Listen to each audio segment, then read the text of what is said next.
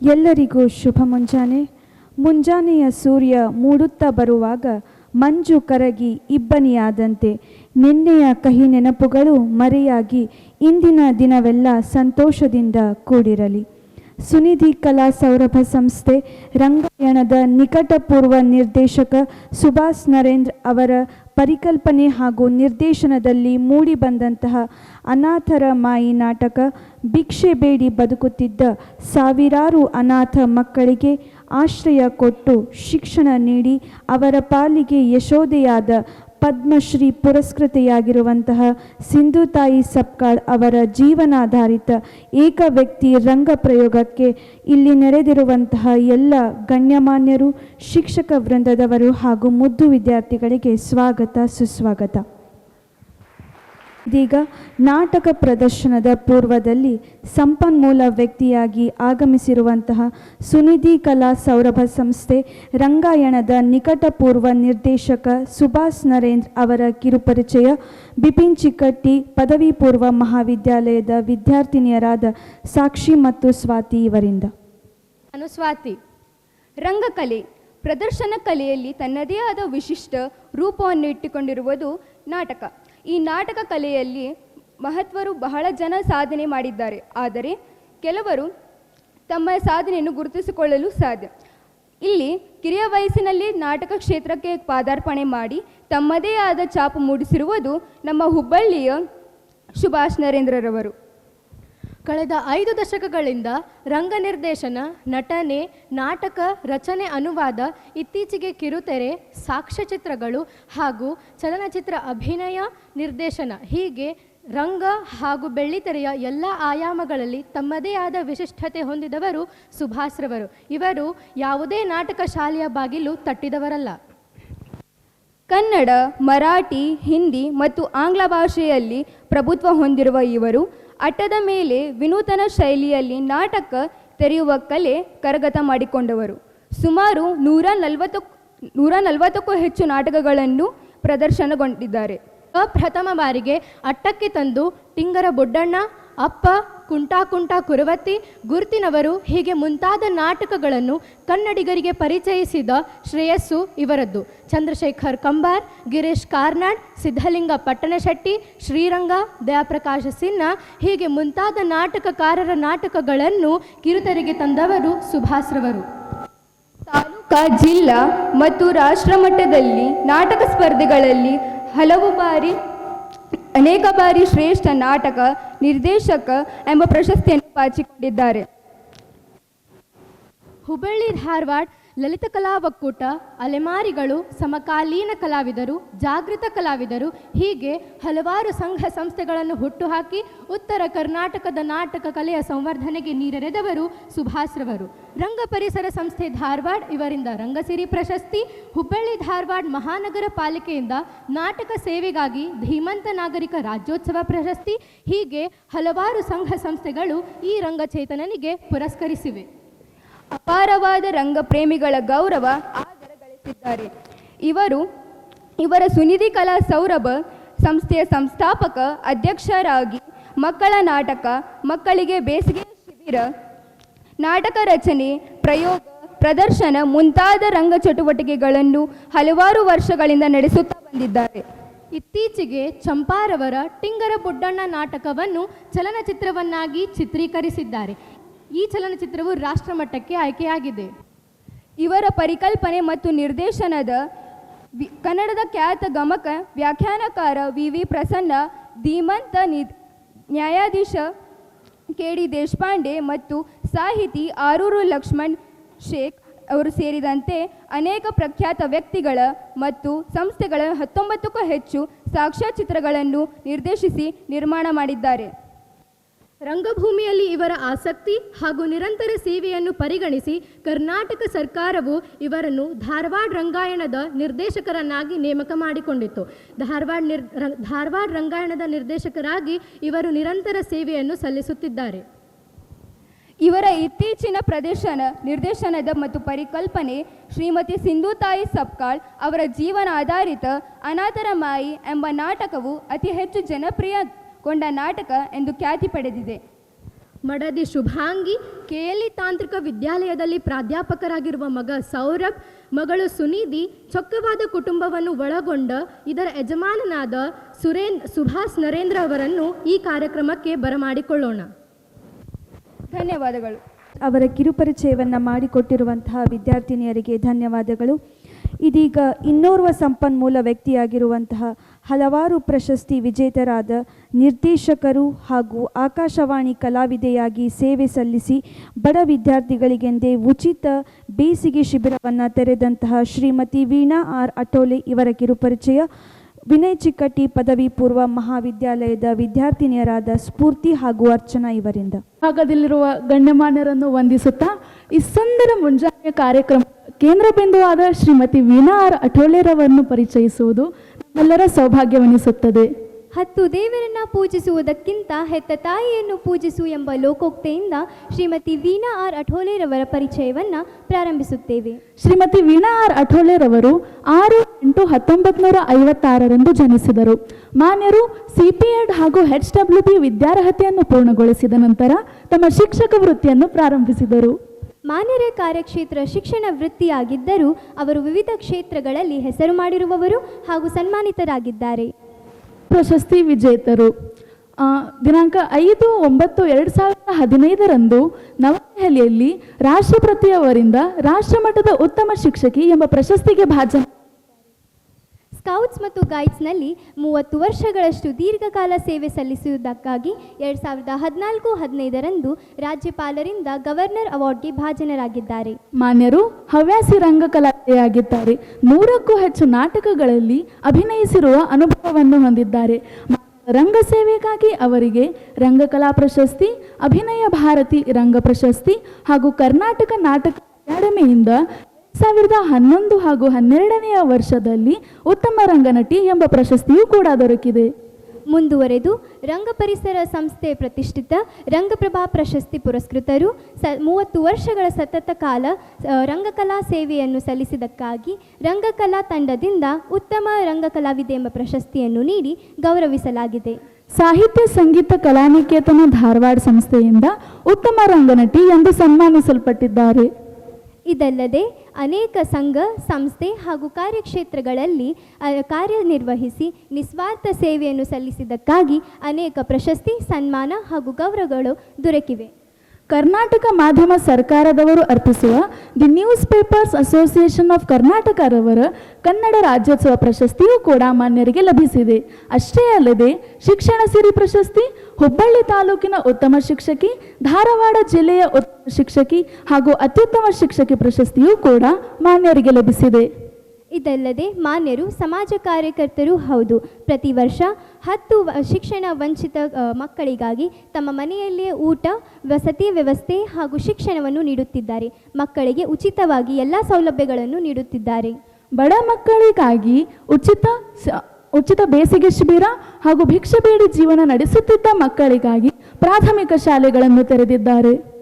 ಇದಲ್ಲದೆ ಮಾನ್ಯರು ಹಲವು ಕಾರ್ಯಕ್ರಮಗಳಲ್ಲಿ ನಿರೂಪಕಿಯಾಗಿ 40ಕ್ಕೂ ಹೆಚ್ಚು ಮಕ್ಕಳ ನಾಟಕಗಳಿಗೆ ನಿರ್ದೇಶಕರಾಗಿ ಹಾಗೂ ಆಕಾಶವಾಣಿಯ ಕಲಾವಿದೆಯಾಗಿಯೂ ಸೇವೆ ಸಲ್ಲಿಸಿದ್ದಾರೆ. ಇಂದು ಮಾನ್ಯ ಶ್ರೀಮತಿ ವೀಣಾ ಆರ್ ಅಠೋಲೆರವರು ಅನಾಥರ ಮಾಯಿ ಎಂಬ ಏಕವ್ಯಕ್ತಿ ರಂಗ ಪ್ರಯೋಗವನ್ನು ಮಾಡಲು ಭಾರತೀಯ ಶಿಕ್ಷಣ ಸಂಸ್ಥೆಯ ಚಿಕ್ಕಟ್ಟಿ ಶಿಕ್ಷಣ ಸಂಸ್ಥೆಗೆ ಆಗಮಿಸಿರುವುದು ನಮ್ಮೆಲ್ಲರ ಸೌಭಾಗ್ಯ. ಪದ್ಮಶ್ರೀ ಪುರಸ್ಕೃತರ ಪರಿಚಯವನ್ನು ಮಾಡಿಕೊಟ್ಟಿರುವಂತಹ ವಿದ್ಯಾರ್ಥಿನಿಯರಿಗೆ ತುಂಬು ಹೃದಯದ ಧನ್ಯವಾದಗಳು. ಇದೀಗ ಸುನಿಧಿ ಕಲಾ ಸೌರಭ ಸಂಸ್ಥೆ ರಂಗಾಯಣದ ನಿಕಟಪೂರ್ವ ನಿರ್ದೇಶಕ ಸುಭಾಷ್ ನರೇಂದ್ರ ಇವರಿಂದ ಈ ಕಾರ್ಯಕ್ರಮವನ್ನು ಉದ್ದೇಶಿಸಿ 4 ಮಾತುಗಳು. ಎಲ್ಲ ಗಣ್ಯಮಾನ್ಯರಿಗೆ, ಮುದ್ದು ಮಕ್ಕಳಿಗೆ ನನ್ನ ವಂದನೆಗಳು. ಮಕ್ಕಳೇ, ಇವತ್ತು ನೀವು ಇಲ್ಲಿ ಏಕ ವ್ಯಕ್ತಿ ಪ್ರದರ್ಶನ ನೋಡ್ಲಿಕ್ಕೆ ಬಂದಿರಲ್ಲ, ಇಂಟ್ರಾಕ್ಷನ್ ಬೇಕು ನನಗೆ, ನೋಡ್ಲಿಕ್ಕೆ ಬಂದಿರಲ್ಲ. ಅವಕಾಶ ನಮಗೆ ಕೊಟ್ಟವರು ಚಿಕ್ಕಟ್ಟಿ ಸಮಾಜದಲ್ಲಿ, ಈ ಸಮಾಜದಲ್ಲಿ ಹುಟ್ಟಿ ಬಂದ ಮೇಲೆ, ಈ ಜಗತ್ತಿನಲ್ಲಿ ಹುಟ್ಟಿ ಬಂದ ಮೇಲೆ ಈ ಸಮಾಜಕ್ಕೆ ನಾವು ಏನಾದರೂ ಕಾಣಿಕೆ ನೀಡಬೇಕು, ಏನಾದರೂ ಸಾಧನೆ ಮಾಡಬೇಕು ಅಂತ ಪ್ರತಿಯೊಬ್ಬರು ಬಯಸ್ತಾ ಇರ್ತಾರೆ. ಕೆಲವರು ಸಾಧಿಸಿ ಸಾಧಕರಾಗ್ತಾರೆ. ಅಂಥ ವಿಶಿಷ್ಟವಾದ ಸಾಧನೆ ಮಾಡಿದವರು ಶ್ರೀಮತಿ ಸಿಂಧು ತಾಯಿ ಸಪ್ಕಾಳ. ಜೀವಂತವಾಗಿರುವಾಗಲೇ ದಂತಕಥೆ ಅಂತ ಅವರು ಜೀವಂತ ಇದ್ದಾಗ 1600 ಅನಾಥ ಮಕ್ಕಳನ್ನು ಭಿಕ್ಷೆ ಬೇಡು ಬದುಕುತ್ತಿರುವಂಥ ಮಕ್ಕಳನ್ನು ಸಾಕಿದ್ರು ಅಂಥೇಳಿ ಎಲ್ಲೋ ಕೇಳಿ ಓದಿದ ನನಗೆ ಇದರ ಬಗ್ಗೆ ವಿಶ್ವಾಸ ಇರಲಿಲ್ಲ. ಅದಕ್ಕಾಗಿ ನಾನು ಪುಣಾದಲ್ಲಿ ಅವ್ರನ್ನ ಭೇಟಿ ಆಗಬೇಕಂತ ಪುಣಾಕ್ಕೆ ಹೋಗಿದ್ದೆ. ಪುಣಾಕ್ಕೆ ಹೋಗಿ ಅವ್ರನ್ನ ಭೇಟಿಯಾಗಿ ಅವರ ಬಾಯಿಂದನೇ ಅವರು ಪಟ್ಟಂಥ ಶ್ರಮ ಪರಿಶ್ರಮ, ಈ 1600 ಮಕ್ಕಳನ್ನು ಹೇಗೆ ಸಾಕಿದರು, ಅವರಿಗೆ ಶಿಕ್ಷಣ ಹೇಗೆ ಕೊಟ್ಟರು ಅನ್ನೋದನ್ನು ಅವರ ಮಾತಿನಿಂದನೇ ಅವರ ಬಾಯಿಂದನೇ ತಿಳ್ಕೊಂಡೆ. ಆವಾಗ ನನಗನ್ನಿಸ್ತು ಇದನ್ನು ನಾಟಕ ರೂಪ ಈ ಕರ್ನಾಟಕದ ಜನರಿಗೆ ಯಾಕೆ ತೋರಿಸಬಾರ್ದು ಅಂತ ವಿಚಾರ ಮಾಡಿದಾಗ ಆ ತಾಯಿಯವ್ರಿಗೆ ಹೇಳಿದೆ, ನಾನು ಹಿಂಗೆ ನಾಟಕ ಮಾಡ್ತೀನಿ ಅಂದಾಗ ಅವರು ಅವಶ್ಯ ಮಾಡಪ್ಪ, ನೀ ಮಾಡು, ನನ್ನ ಆಶೀರ್ವಾದ ಐತಿ ಅಂದರು. ನಾನು ಹುಬ್ಬಳ್ಳಿಗೆ ಬಂದು ನಾಟಕ ಮಾಡಿದೆ, ಬರದೆ, ಅದನ್ನು ತೊಗೊಂಡೋಗಿ ಮತ್ತೆ ಅವ್ರಿಗೆ ತೋರಿಸಿದೆ. ಭಾಳ ಖುಷಿಪಟ್ಟರು. ಆ ನಾಟಕದ ಅನೇಕ ಪ್ರಯೋಗಗಳು ನಡೆದು. ಇವತ್ತು ಆ ಮಹಾತಾಯಿ ಇಲ್ಲ ನಮ್ಮಲ್ಲಿ. ಅವರಿಗೆ ಪದ್ಮಶ್ರೀ ಪ್ರಶಸ್ತಿನೂ ಸಿಕ್ಕಿತ್ತು. ಮುಂದೆ ಒಂದು 15 ದಿವಸಕ್ಕೇ ಜನವರಿ 30 ತಾರೀಕಿಗೆ ತೀರ್ಕೊಂಡ್ರು. ಅವರ ನೆನಪಿನಲ್ಲಿ ಈ ನಾಟಕವನ್ನು ಮಾಡ್ತಾ ಬರ್ತಾ ಇದ್ದೇವೆ. ಇದೊಂದು ಮೋಟಿವೇಶನಲ್, ನಿಮಗೆ ಸ್ಫೂರ್ತಿ ಕೊಡುವಂಥ ಒಂದು ಕಥೆ. ಈ ಕಥೆಯನ್ನು ಎಳೆಯಾಗಿ ನಿಮ್ಮ ಎದುರಿಗೆ ಬಿಡಿಸಲಿಕ್ಕೆ ಬರ್ತಾ ಇದ್ದಾರೆ ವೀಣಾ ಅಠವಾಲೆ ಅವರು. ಇವತ್ತು ಈ ಕಾರ್ಯಕ್ರಮಕ್ಕೆ ಆಯೋಜನೆ ಮಾಡಿದಂಥ ಚಿಕ್ಕಟ್ಟಿ ಸರ್ ಅವರಿಗೆ ನಾನು ಸುನಿಧಿ ಕಲಾ ಸೌರಭದ ಪರವಾಗಿ ತುಂಬ ಹೃದಯದ ಕೃತಜ್ಞತೆಗಳನ್ನು ಸಲ್ಲಿಸ್ತೀನಿ. ಹಾಗೂ ಇಂದಿನ ಸಾಧಕಿ ಶ್ರೀಮತಿ ಸಿಂಧುತಾಯಿ ಸಪ್ಕಾಳ್ ಅವರನ್ನು ವೇದಿಕೆ ಮೇಲೆ ಕರೆದುಕೊಂಡು ಬರಬೇಕಂತ ಚಿಕ್ಕಟ್ಟಿ ಸರ್ ಅವರಿಗೆ ವಿನಂತಿ ಮಾಡ್ಕೊಳ್ತೇನೆ.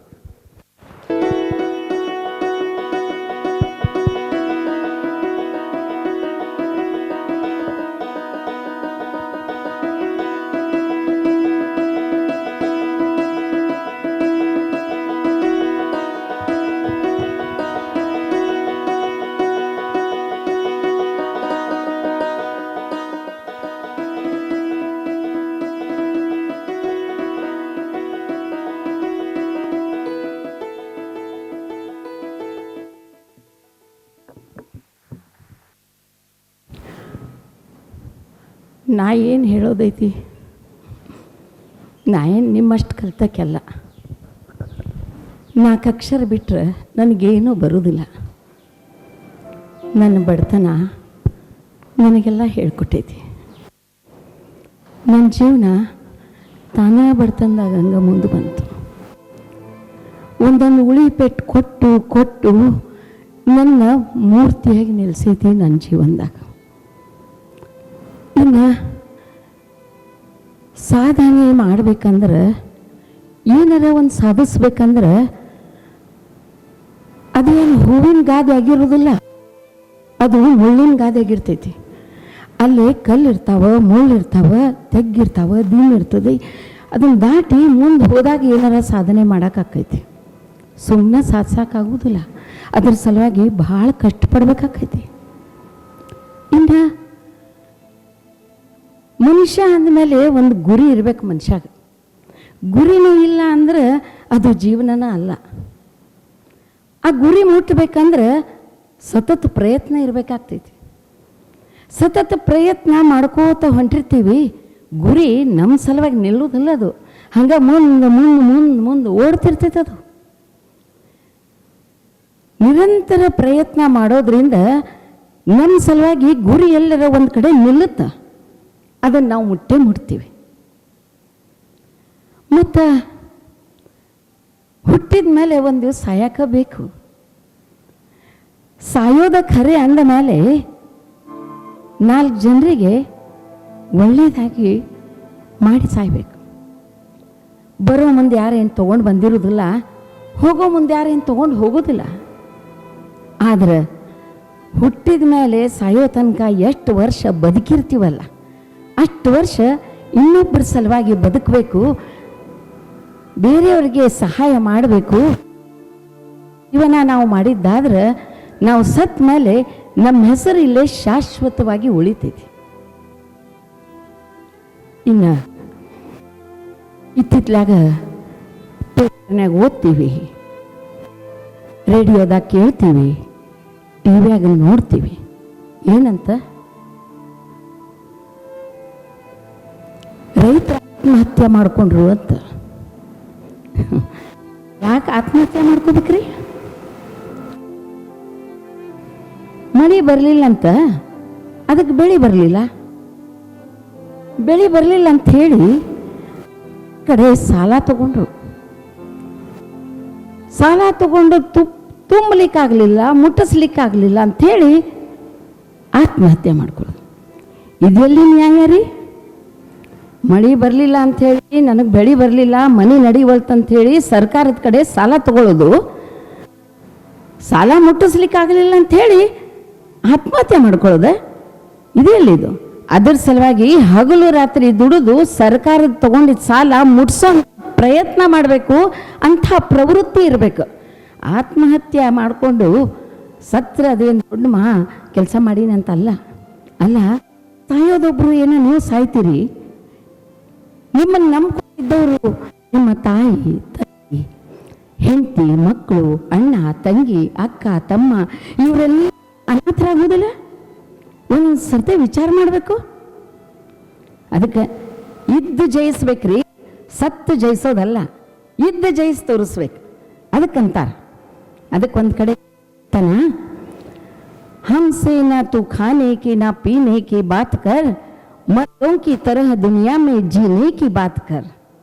जिस माँ के तू गोद में पला, जिसकी पवित्र धूल में घुटनों की बल चला, उस फटी आंचल को तू सीने की बात कर, मर्दों की तरह दुनिया में जीने की बात कर.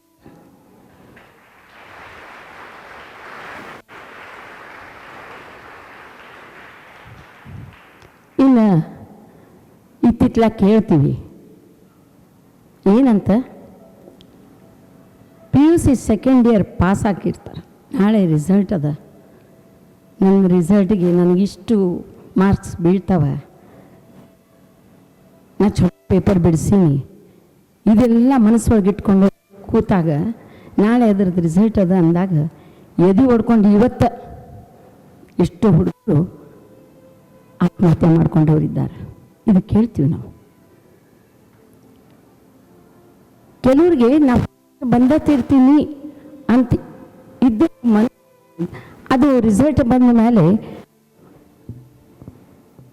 ಮಾರ್ಕ್ಸ್ ಕಡಿಮೆ ಸಿಕ್ಕಿದ್ದಕ್ಕೆ ಹೆದರಿ ಆತ್ಮಹತ್ಯೆ ಮಾಡ್ಕೋತಾರೆ.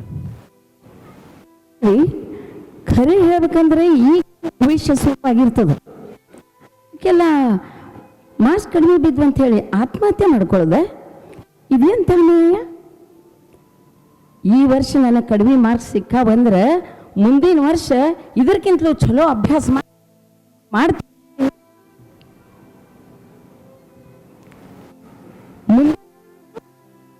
ಮಾಡ್ತೀನಿ.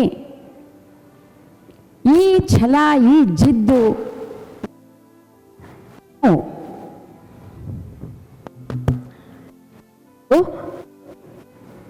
ನಾವು ಬದುಕಬೇಕು, ಮುಂದಿನ ಶಿಕ್ಷಣ ಮುಂದುವರಿಸ್ಬೇಕು. ಹೆದರಿ ಸಾಯೋದಲ್ಲ.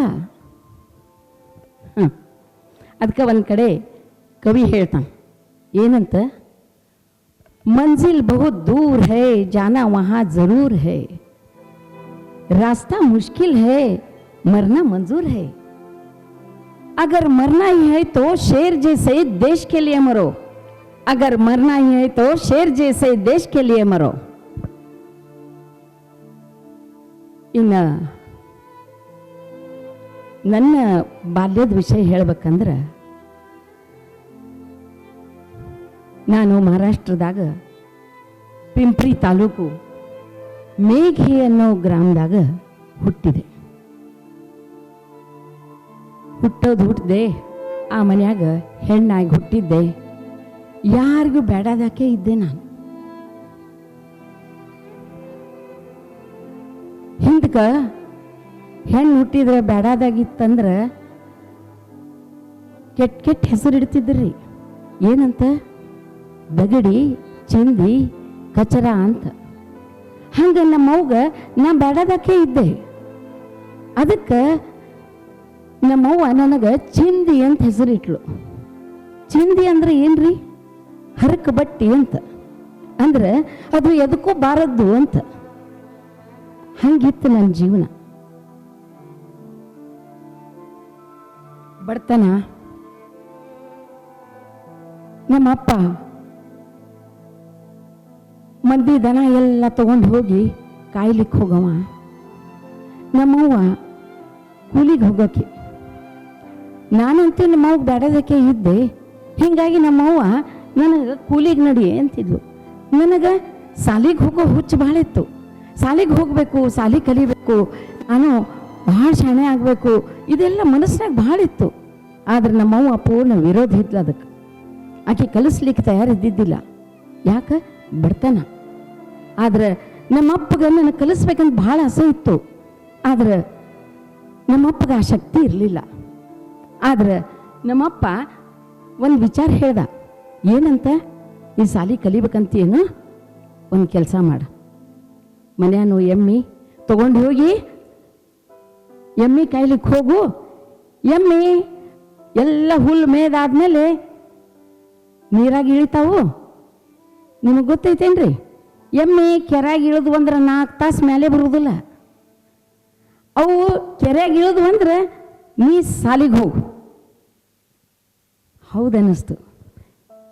ಹಂಗೆ ಮಾಡಿ ನಾ ದಿನಾಲು ಎಮ್ಮಿ ತಗೊಂಡು ಹೋಗ್ಲಿಕ್ಕೆ ಹತ್ತೆ.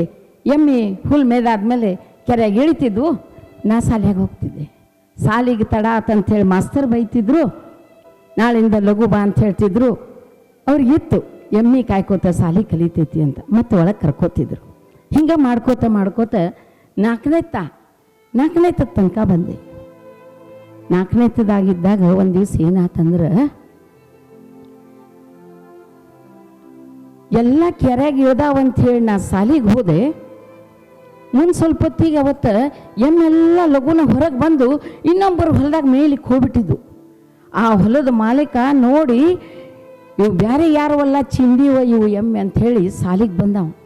ಎಲ್ಲಿದ್ದಾಳಕಿ ಚಿಂದಿ, ಎಲ್ಲಿದ್ದಾಳಕಿ ಚಿಂದಿ ಅಂತ ಬಂದವನ ಒಳಗೆ ಹೊಕ್ಕು ನನ್ನ ದರ ಎಳ್ಕೊಂಡು ಬಂದು ಫಡ ಫಡ ಫಡ ಹೊಡಿಲಿಕ್ಕೆ ಹತ್ಬಿಟ್ಟ. ಮಾಸ್ತರ್ ಅಂತಾರೆ, ಯಾಕೆ ಹೊಡಿತೀರಿ, ಏನಾಯ್ತು? ಏ ಮಾಸ್ತರ ಸುಮ್ಮನಿರ, ನಿನ್ಗೇನು ಗೊತ್ತಾಕತಿ? ಈಗಿನ ಎಮ್ಮೆ ಏನು ಮಾಡ್ಯಾವ ಗೊತ್ತೈತೆ ನಿನಗೆ? ಎಷ್ಟು ಚಂದ ಬೆಳೆದು ನಿಂತಿತ್ತು ಬೆಳಿ ನಮ್ಮ ಹೊಲದಾಗ. ಬಂದಿಕ್ಕಿನ ಎಮ್ಮೆ ಎಲ್ಲ ಹಾಳ್ಗೆಡಿವ್ಯಾವ. ಇವ್ರಿಗೆ ಸಾಲಿ ಬೇರೆ. ಹಾಗೆ ಹೊರಗೆ ಹಾಕಿ ತಗೊಂಡೋಗಿ ನೀನು ಎಮ್ಮಿ ಶುರು ಮಾಡಿ ಮತ್ತೆ ಹೊಡಿಲಿಕ್ಕೆ ನಿಂತ. ಅವಾಗ ಮಾಸ್ತರ್ ಅಂದರು, ಪಾಪ ಹುಡುಗಿಗೆ ಯಾಕೆ ಹೊಡಿತೀರಿ? ಎಮ್ಮಿ ಕಾಯ್ಕೋತ ಸಾಲಿ ಕಲಿತೈತಿ, ಆ ಹುಡುಗಿಗೆ ಹೊಡಿಬೇಡ್ರಿ, ಅವ್ರ ಅಪ್ಪ ಕೇಳೋಣ ಅಂತ ಹೋಗಿ ಅಲ್ಲಿ ಹೋಗೋಣ ಅಂತಂದು. ಅಪ್ಪನ ಕೇಳೋಣ ನಡಿ. ಹಿಂಗೆ ಮಾಡ್ಯದು ಮನೆ ತನಕ ಜಗಳ ಬಂತು. ನೋಡ್ರಿ, ನಮ್ಮವ್ಗೆ ನಾ ಮೊದಲ ಸಾಲಿ ಕಲಿಬಾರ್ದಂತಿತ್ತು. ಮನೆ ತನಕ ಜಗಳ ಹೋದ ಕೂಡಲೇ ನಮ್ಮವ್ವ ಒಂದ ನಿರ್ಧಾರ ಮಾಡಿದ್ಲು, ಇನ್ನು ಮುಂದೆ ಸಾಲಿ ಕಳ್ಸೋಂಗಿಲ್ಲ ನೀನು. ಅಲ್ಲಿಗೆ ನಿಂತು ಹೋತು. ಸಾಲಿ ನಿಂತು ಕೂಲಿ ಕರ್ಕೊಂಡು ಹೋಗ್ಲಿಕ್ಕತ್ಲು. ಅಷ್ಟಕ್ಕೆ ನಿಂದಿರ್ಲಿಲ್ಲ ನಮ್ಮವ್ವ. ನಮ್ಮವ್ವ ಅಂದ್ಲು, ಇವತ್ತಿಲ್ಲ ನಾಳಿಕೆ ಹಿಂಗೆ ಹಠ ಮಾಡಿ ಮುಂದೆ ಸಾಲಿ ಕಲಿತಾಳೆ, ಈಕಿಗೆ ಸಾಲಿ ಕಲಿಸ್ಬಾರ್ದು. ಆಕೆ ನಿರ್ಧಾರ ಮಾಡಿಬಿಟ್ಟಿದ್ಲು. ಅದಕ್ಕೆ ಆಕೆ ಏನು ಮಾಡಿದ್ಲು, ಒಂದು ನಿರ್ಧಾರ ತಗೊಂಡ್ಲು, ಈಕೆನ್ನ ಮದುವೆ ಮಾಡಿ ಕಳ್ಸೋದು ಭಾಳ ಚಲೋ ಅಂತೇಳಿ ನಿರ್ಧಾರ ತಗೊಂಡು ನನ್ನ ಮದುವೆ ಮಾಡಿಬಿಟ್ಲು. ಪುಣ್ಯಾತ್ಕಿತ್ತಿ ಕೈ ತೊಳ್ಕೊಂಡ್ಲು. ನನ್ನ ಮದುವೆ ಮಾಡಿದಾಗ ಎಷ್ಟು ವಯಸ್ಸಿರ್ಬೋದು ಹೇಳ್ರಿ? 10 ವರ್ಷದ. ನನ್ನ ಗಂಡನ ವಯಸ್ಸು 30 ವರ್ಷ. 30 ವರ್ಷದ ಗಂಡಗೆ ಲಗ್ನ ಮಾಡಿ ನಮ್ಮವ್ವ ಕೈ ತೊಳ್ಕೊಂಡು. ಒಂದು ಕಡೆ ಆಸೆ ಇತ್ತು, ಖುಷಿ ಇತ್ತು. ಏನಂತ, ಇಲ್ಲಿ ಸಾಲಿ ಕಲಿಸಿಲ್ಲ, ಗಂಡನ ಮನೆಗೆ ಹೋದ್ಮೇಲೆ ನನಗೆ ಗಂಡ ಸಾಲಿ ಕಲಿಸ್ಬೋದು ಅಂತ ಆ ಖುಷಿಯೊಳಗಿದ್ದೆ. ನಿಮಗೆ ಹೇಳ್ತೀನಿ, ಗಂಡನ ಮನೆಗೆ ಹೋದ್ಮೇಲೆ ನರಕ ಅಂದ್ರೆ ಹೆಂಗಿರ್ತೈತಿ ಅದನ್ನು ತೋರಿಸ್ಕೊಟ್ಟ ನನ್ನ ಗಂಡ. ಅಲ್ಲೇ 3 ಕೆಲಸಿದ್ದು ನಾನು. ಏನು, ಒಂದು ಮುಸುರಿ ತಿಕ್ಕೋದು, ಸಗಣಿ ಬಳಿಯೋದು, ಅಡುಗೆ ಮಾಡೋದು, ರಾತ್ರಿ ಗಂಡನ ಜೋಡಿ ಹಾಸಿಗೆ ಹಂಚ್ಕೊಳ್ಳೋದು. ಇಷ್ಟು ಬಿಟ್ಟರೆ ನನಗೇನೂ ಇರಲಿಲ್ಲ. ಆದ್ರೆ ಒಂದು ಮನೆಗೆ ಸಾಮಾನು ಬಂದದ್ದು ಹಾಳಿ ಬರ್ತಿದ್ದು ಕಟ್ಟಿ ಸಾಮಾನು, ಆ ಹಾಳಿ ತಗೊಂಡು ಅಡುಗೆ ಮಾಡ್ಕೋತು ಅಕ್ಷರ ಜೋಡಿಸಿ ಓದೋಂಥ ಪ್ರಯತ್ನ ಮಾಡ್ತಿದ್ದೆ. ಇದನ್ನು ಒಂದು ದಿವಸ ನನ್ನ ಗಂಡ ನೋಡಿಬಿಟ್ಟ. ಈಕೆಗೆ ಇನ್ನೂ ಹುಚ್ಚೋಗಿಲ್ಲ ಕಲಿಯೋದಂತ ಹೇಳಿ ಅದನ್ನು ಹಾಳಿ ಕಸ್ಕೊಂಡು ಹರಿದು ಅಲ್ಲೇ ನನ್ನ ಮುಂದೆ ಅದಕ್ಕೆ ಬೆಂಕಿ ಹಚ್ಚಿಬಿಟ್ಟ. ಇಂಥ ನಿಕ್ಕರ್ ಗಂಡ. ಹೀಗೆ ಜೀವನ ಮಾಡ್ತಾ ಮಾಡ್ತಾ ನನ್ನ ವಯಸ್ಸು 20 ವಯಸ್ಸಿಗೆ 3ನೇ ಕೂಸಿಗೆ ಬಸರಿದ್ದೆ ನಾನು. 5 ತಿಂಗಳಾಗಿತ್ತು. ಊರಾಗೊಬ್ಬ ಸಾಹುಕಾರ ಇದ್ದ. ಆ ಸಾಹುಕಾರನ ಕಡೆ ಕೆಲ್ಸಕ್ಕೆ ಹೋಗ್ತಿದ್ದ ನನ್ನ ಗಂಡ. ಅವ್ರ ಕಡೆ ಎಷ್ಟು ಮಂದಿ ಕೆಲ್ಸಕ್ಕೆ ಹೋಗ್ತಿದ್ರು, ಅವ್ರು ಎಲ್ಲ ಹೆಣ್ತಾರು ಏನು ಮಾಡ್ಬೇಕಂದ್ರೆ ಆ ಸಾಹುಕಾರ್ಗೆ ಅಡವ್ಯಾಗ ಅಡ್ಡಾಡಿ ದನ ಹಾಕಿದ ಸಗಣಿ ಗೋಳೆ ಮಾಡಿ ಅದನ್ನು ತಂದು ಅಲ್ಲಿ ಒಪ್ಸಿದ್ರೆ ಅದನ್ನು ಗೊಬ್ಬರ ತಯಾರು ಮಾಡಿಕೊಂಡು ಅವ ಸರ್ಕಾರಕ್ಕೆ ಟ್ರಕ್ಗಟ್ಟಲೆ ಹಾಕಿ ಅವ ರೊಕ್ಕ ಗಳಿಸ್ತಿದ್ದ ಸಾಹುಕಾರ. ಆದ್ರೆ ಆ ಕೆಲಸ ಮಾಡಿದ್ದಕ್ಕೆ ನಮಗೆ ಹೆಣ್ಮಕ್ಳಿಗೆ ಯಾರಿಗೂ 1 ಪೈಸಾ ಕೂಲಿ ಕೊಡ್ತಿದ್ದಿಲ್ಲ. ಗಂಡನ ಪಗಾರದಾಗ ನಾವು ದುಡಿಬೇಕಾಗಿತ್ತು. ಅದಕ್ಕೆ ನನಗನ್ನಿಸ್ತು, ಯಾಕೆ ಗಂಡನ ಪಗಾರದಾಗ ನಾವು ದುಡಿಬೇಕು? ಹಗಲು ರಾತ್ರಿ ಮಕ್ಕಳನ್ನ ಕಟ್ಕೊಂಡು ಹೋಗಿ ಬಿಸಿಲಿಲ್ಲ, ಚಳಿ ಇಲ್ಲ, ಮಳೆ ಇಲ್ಲ ದುಡಿತೀವಿ, ನಮಗೆ ಪಗಾರ ಕೊಡೋದಿಲ್ಲ. ಗಂಡನ ಪಗಾರದಾಗ ನಾವು ಯಾಕೆ ದುಡಿಬೇಕು ಅಂತ ಒಮ್ಮನಸ್ತು. ಅದಕ್ಕೆ ಎಲ್ಲ ಹೆಣ್ಮಕ್ಳಿಗೆ ಕೇಳಿದೆ, ಅವ್ವ ಇಷ್ಟು ದುಡಿತೀವಿ ಹಗಲು ರಾತ್ರಿ, ಯಾಕೆ ಒಮ್ಮೆ ಸಾಹುಕಾರ್ಗೆ ಹೋಗಿ ಕೇಳಬಾರ್ದು, ನಮಗೂ ಕೂಲಿ ಕೊಡು ಅಂತ ಅಂದ ಕೂಡಲೇ ಆ ಹೆಣ್ಮಕ್ಳಂದ್ರು, ಯವ್ವ ನೀ 4ನೇ ತಕ್ಕ ಕಲ್ತಿ ಅಂಥೇಳಿ ನಮ್ಮ ತಲೆಯಾಗ ಏನೇನಾರ ಹುಚ್ಚಿಡಿಸ್ಬೇಡ ಯವ್ವ.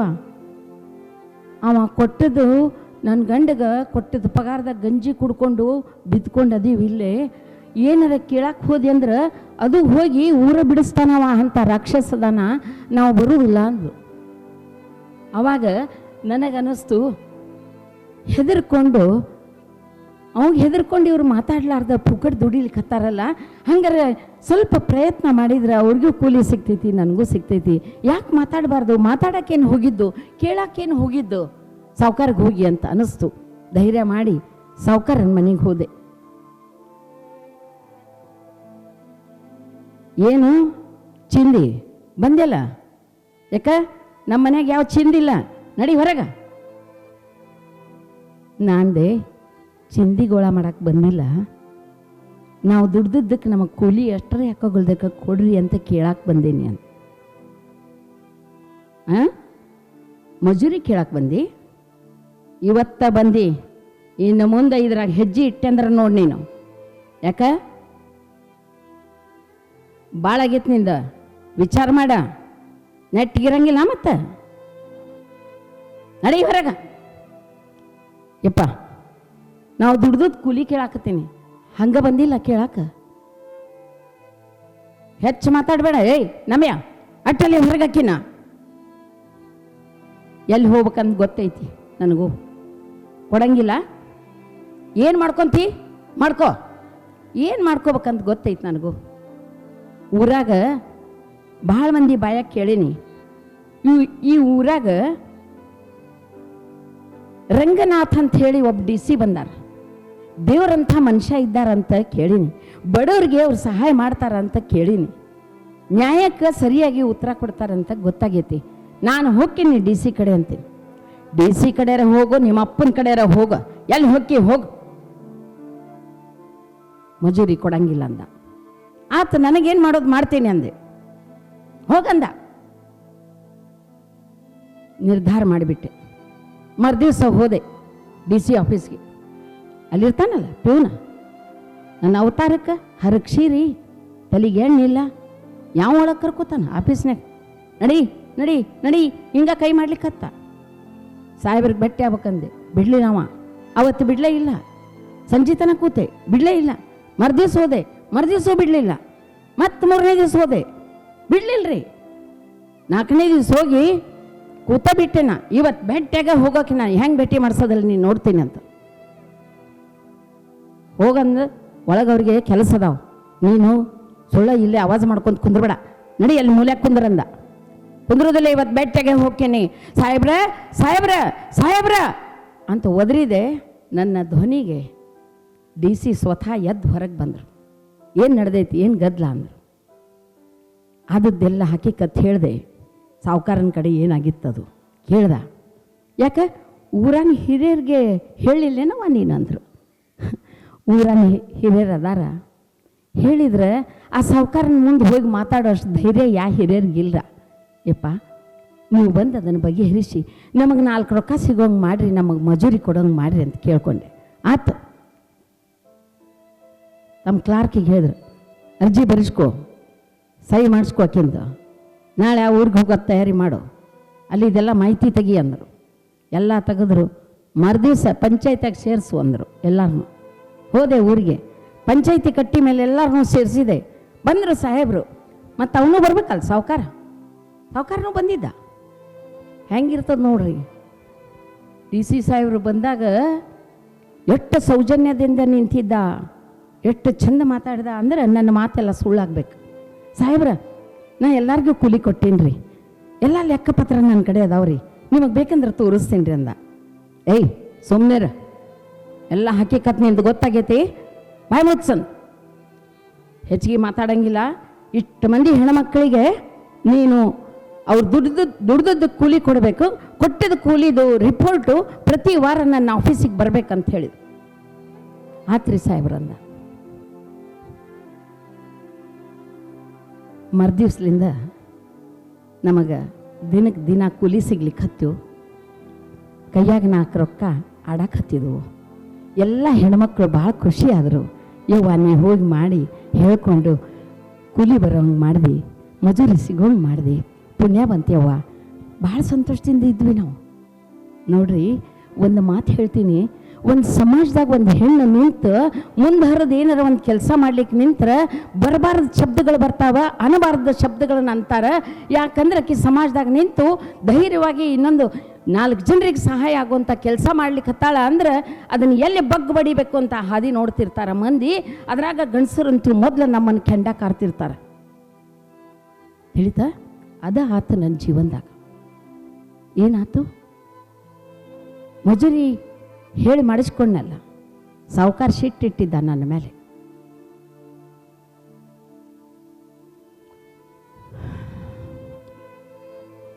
ಅವನ ಮನೆಗೆ ಹೋದಾಗ 5 ತಿಂಗಳಾಗಿತ್ತು ನನಗೆ. ಇದೆಲ್ಲನೂ ನಾನು DC ಆಫೀಸ್ಗೆ ಅಡ್ಡಾಡಿ ಮಾಡಿ ಅವ್ರನ್ನ ಕರೆಸಿ ಬರೋ ತನಕನೂ ಒಂದು 2-3 ತಿಂಗಳು ಹಿಡ್ದಿತ್ತು ನನಗೆ. ಅವ ಹಾದಿ ನೋಡ್ತಿದ್ದ, ಈಕೆನ ಹೆಂಗೆ ಬಗ್ಬಡಿಬೇಕಂತ. ನಾ ಹೆದರ್ಲಿಲ್ಲ. ನಾ ಏನಂತ ತಪ್ಪು ಮಾಡಿದ್ದೆ, ಯಾಕೆ ಹೆದರ್ಬೇಕು? ಆದ್ರೆ ಕಣ್ಣಿಗೆ ಕಾಣಲಾರದ್ದು ಏನು ಬೇಕಾದ ಸುದ್ದಿ ಹಬ್ಬಿಸ್ಬೋದಲ್ಲ, ಅದನ್ನು ಹಬ್ಸಿದವ. ಯಾರಿಗೆ ಎಲ್ಲಿ ಮುಟ್ಟಿಸ್ಬೇಕಲ್ಲಿ ಮುಟ್ಟಿಸಿದ. ಭಾಳ ಶಾಣೆ ಇದ್ದವ. ನನ್ನ ಗಂಡ ಅವನ ಮನೆಗೆ ದುಡಿಲಿಕ್ಕೆ ಹೋಗ್ತಿದ್ನಲ್ಲ, ಕುಡ್ಕ ನನ್ನ ಗಂಡ ಕುಡ್ದು ಹೋಗಿದ್ದ. ಇವನ್ ಕಿವಿ ತುಂಬಿದ. ಏನಂತ ಗೊತ್ತೈತೆ ನಿನಗ? ನಿನ್ನ ಹೆಂಡತಿ ಹೊಟ್ಯಾಗ ಕೂಸು ಹುಟ್ಟೈತಲ್ಲ, ಅದು ಯಾರ್ದಂತ? ನಂದು ಅಂದ. ಸಾಕಲ್ರಿ, ಸಾಕಲ್ಲ ಇಷ್ಟು.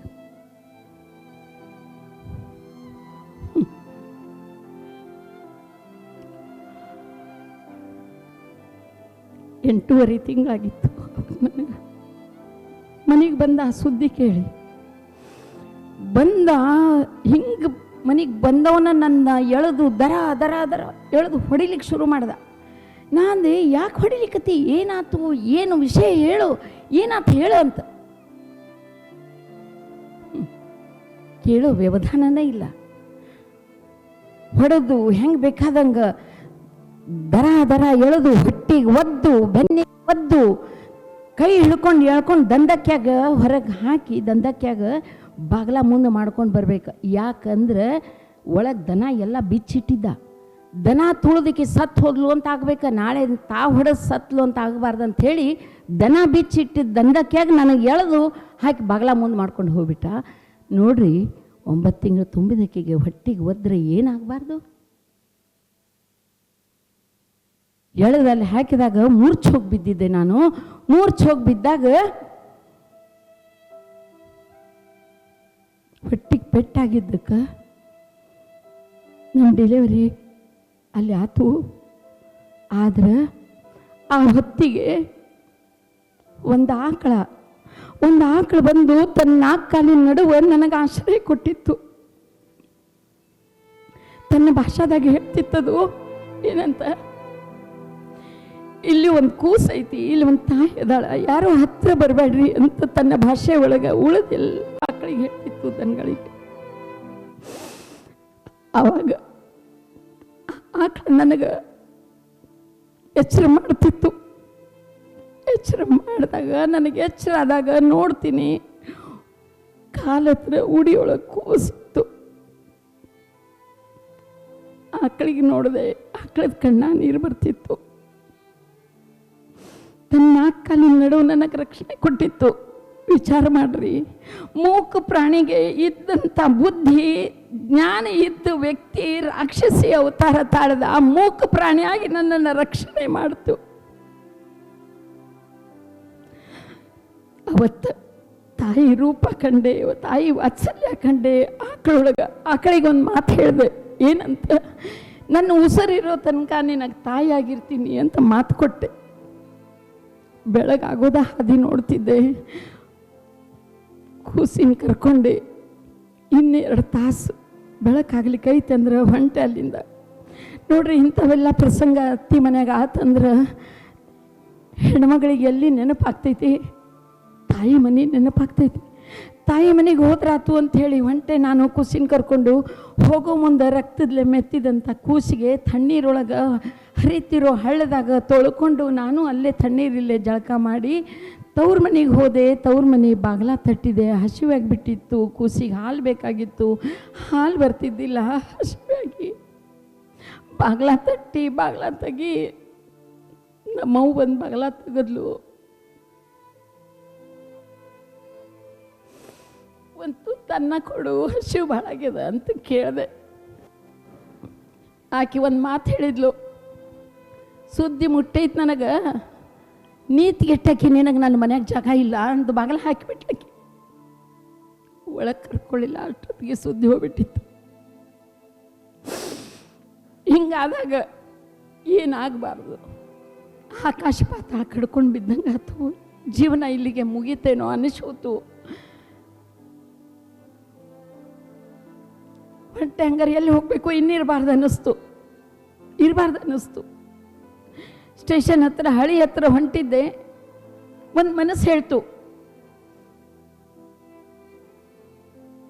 ನೀನು ತಪ್ಪಾಕತ್ತಿ, ಆ ಕೆಲಸ ಮಾಡಬೇಡ, ನೀನು ಉಡ್ಯಾಕ ಕೂಸೈತಿ, ಅದು ಹುಟ್ಟಿದ ಹೆಣ್ಣು, ನೀ ಸತ್ಯ, ಅದು ಬದುಕಿದ್ರೆ ಮುಂದೆ ಅದ್ರ ಜೀವನ ಏನು ವಿಚಾರ ಮಾಡಿ ಅಂತ ಒಂದು ಮನಸ್ಸು ಹೇಳ್ತು. ಹೇಳಿದಾಗ ಅವಾಗನ ಹೌದಲ್ಲ, ನಾ ವಿಚಾರ ಮಾಡಲಿಲ್ಲ ಅನ್ನಿಸ್ತು. ತಕ್ಷಣ ಮತ್ತೆ ಮನಸ್ಸು ಬದಲಿ ಮಾಡಿದೆ. ಹೆಂಗಿತ್ತಂದ್ರೆ, ಇನ್ನು ಕಲ್ತಾಕೆಲ್ಲ ನನಗೆ ಯಾರು ಕೆಲಸ ಕೊಡಬೇಕು, ಬದುಕಬೇಕಲ್ಲ. ಚಂದ ಹಾಡ್ತಿದ್ದೆ, ಶಾಯರಿ ಹೇಳ್ತಿದ್ದೆ, ಧ್ವನಿ ಭಾಳ ಚಂದಿತ್ತು ಅನ್ನಿಸ್ತು. ಹಾಡು ಹೇಳಿ ಭಕ್ತಿಗೀತೆ, ಭಜನಾ ಗೀತೆ ಹಾಡು ಹೇಳಿ ಬದುಕೋಣ ಅಂತ ಅನಿಸಿ ಗಾಡ್ಯಾಗ ಇತ್ಲಾಗಿಂದ ಹೋಗೋ ಟ್ರೈನ್ ಹತ್ತೋದು, ಗಾಡ್ಯಾಗ ಹಾಡು ಹೇಳೋದು. ನನ್ನ ಹಾಡು ಕೇಳಿದವರು, ಭಜನೆ ಕೇಳಿದವರು ಭಾಳ ಸಂತೋಷದಿಂದ ಇನ್ನೊಂದು ಹೇಳು ಅನ್ನಿಸ್ಕೊಂಡು ನನ್ನ ಉಡಿಯೊಳಗೆ ದುಡ್ಡು ಹಾಕ್ತಿದ್ರು. ಕೆಲವರು ಗಾಡಿಯೊಳಗೆ ತಂದಂಥ ಊಟದೊಳಗೆ ಉಳಿದದ್ದು ಊಟ ಸಹಿತ ಕೊಡ್ತಿದ್ರು. ಅದನ್ನು ತೊಗೊಂಡು ಹೋಗಿ ಮುಂದಿನ ಪ್ಲ್ಯಾಟ್ಫಾರ್ಮ್ನಾಗ ಇಳಿದು ಅಲ್ಲಿ ಸ್ವಲ್ಪ ತಿಂದು ಮತ್ತು ಅಲ್ಲಿಂದ ಬರೋ ಗಾಡಿ ಹತ್ತಿ ಹಿಂಗೆ ನಾನು ಕಾಯಕ ಶುರು ಮಾಡಿದೆ. ಆದರೆ 20 ವರ್ಷದವಳು ನಾನು. ರಾತ್ರಿ ಆದ ಕೂಡಲೇ ಭಯ ಆಗೋದು ಸ್ಟೇಷನ್ ಪ್ಲ್ಯಾಟ್ಫಾರ್ಮ್ ಮೇಲೆ ಮಲ್ಕೊಳ್ಳಿಕ್ಕೆ. ಯಾವುದರ ಕಾಮಕರ ಕಣ್ಣಿಗೆ ಬಿದ್ದರೆ ಏನಾದೀತು ನಂದು ಅಂತ ಮತ್ತೆ ವಿಚಾರ ಮಾಡಿದೆ. ಸಣ್ಣ ಕೂಸು ಬೇರೆ 10 ದಿವಸದೊಳಗಿಂದು. ಇನ್ನು ನಾನು ಸೇಫ್ ಆಗಿರಬೇಕು ಅಂದರೆ ಯಾವ ಜಾಗ, ಎಲ್ಲಿ ಹೋದ್ರೆ ನನಗೆ ಯಾರು ಜಾಗ ಕೊಡ್ತಾರೆ ವಿಚಾರ ಮಾಡಿದಾಗ ಅನ್ನಿಸ್ತು, ಊರಂದಮೇಲೆ ಒಂದು ಸ್ಮಶಾನ ಇದ್ದೇ ಇರ್ತೈತಿ. ಸ್ಮಶಾನದಾಗ ಯಾರೂ ಬರೋದೇ ಇಲ್ಲ. ವಿಚಾರ ಮಾಡಿದೆ, ರಾತ್ರಿ ಖುಷಿನ ಕರ್ಕೊಂಡು ಅಲ್ಲೇ ಹೋದ್ರಾತು. ಹೊಂಟೇನ ಈಗ ನಿಮಗೆ ಅನ್ನಿಸ್ತಿರ್ಬೇಕು ಸ್ಮಶಾನದಾಗ ಹೋಗಿ ಇರ್ತಿದ್ರಲ್ಲ, ನಿಮಗೆ ಹೆದರಿಕೆ ಬರಲಿಲ್ಲೇನಂತ ನೀವು ಕೇಳ್ಬೋದು ನನಗೆ. ಆದ್ರೆ ಸ್ಮಶಾನದಾಗ ನಾ ರಾಣಿಯಾಗಿ ಇರ್ತಿದ್ದೆ. ನನಗೇನು ಹೆದರಿಕೆ ಬರ್ತಿದ್ದಿಲ್ಲ. ನನಗೆ ಭೂತ ರಾಕ್ಷಸದ ಹೆದರಿಕಿದ್ದಿಲ್ಲ, ನನಗೆ ಮನುಷ್ಯರ್ದು ಹೆದರಿಕಿತ್ತು. ಹೀಗಾಗಿ ಅಕಸ್ಮಾತ್ ಯಾವನಾರ ತಪ್ಪಿ ಸ್ಮಶಾನಕ್ಕೆ ಬಂದಿದ್ದ ಅಂದ್ರೆ ನನ್ನ ನೋಡಿ ಭೂತ ಭೂತ ಅಂತ ಹೆದರಿ ಅವನ ಓಡಿ ಹೋಗ್ಬೇಕು. ಆದ್ರೆ ನಾನು ಅಲ್ಲಿ ಭದ್ರವಾಗಿರ್ತಿದ್ದೆ. ಅಂಥ ಚಲೋ ಜಾಗ ಆಯ್ಕೆ ಮಾಡಿಕೊಂಡು ಎಷ್ಟೋ ವರ್ಷಗಳ ಕಾಲ ನಾನು ಸ್ಮಶಾನದೊಳಗೆ ನನ್ನ ಜೀವನ ತೆಗೆದೆ. ಒಂದು ದಿವಸ ಹಿಂಗೆ ಭಿಕ್ಷೆ ಬೇಡ್ಲಿಕ್ಕೆ ಹೋದಾಗ ಭಿಕ್ಷೆ ಅನ್ನೋದು ಸಿಗಲಿಲ್ಲ. ವಾಪಸ್ ಬಂದೆ. ಕೂಸು ವರ್ ಅಳ್ತಿತ್ತು. ಇನ್ನೇನು ಮಾಡಬೇಕು ಅಂತ ಸ್ಮಶಾನಕ್ಕೆ ಬಂದಾಗ ಇನ್ನು ಸುಟ್ಟು ಹೋಗಿದ್ದು ಹೆಣ ಸುಟ್ಟು ಹೋಗಿದ್ರು. ಅಲ್ಲೆಲ್ಲ ಸೀದಾ ಇತ್ತು, ಒಂದಿಷ್ಟು ಹಿಟ್ಟಿತ್ತು, ಒಡಕಲ್ ಗಡಿಗೆಯಾಗ ನೀರಿತ್ತು. ಎಲ್ಲ ನೋಡಿದೆ. ಗಾಳಿಗೆ ಹಾರಿ ಹೊಂಟಿತ್ತು ಹಿಟ್ಟು. ಅದನ್ನು ಹಿಟ್ಟು ತಗೊಂಡೆ, ಅದ ಗಡಿಗೆಯಾಗ ಆ ಹಿಟ್ಟು ಹಾಕಿದೆ. ಅದ್ರಾಗ ಒಂದಿಷ್ಟು ಕಲಿಸಿ ಬೆಂಕಿ ಹಚ್ಚಿದ್ರಲ್ಲ ಹೆಣಕ್ಕೆ, ಅದ್ರ ಮೇಲೆ 2 ರೊಟ್ಟಿ ಸುಟ್ಕೊಂಡೆ. ಅದೇ ರೊಟ್ಟಿ ತಿಂದು ನನ್ನ ಕೂಸಿಗೆ ಹಾಲು ಕುಡಿಸಿ ನಾನು ಬದುಕಿದೆ ರೀ, ಬದುಕಿದೆ. ಅಂಥ ಜೀವನ ನಾನು ಮಾಡೀನಿ. ಅಂಥ ಒಂದು ದಿನ ತೆಗೆದೆ.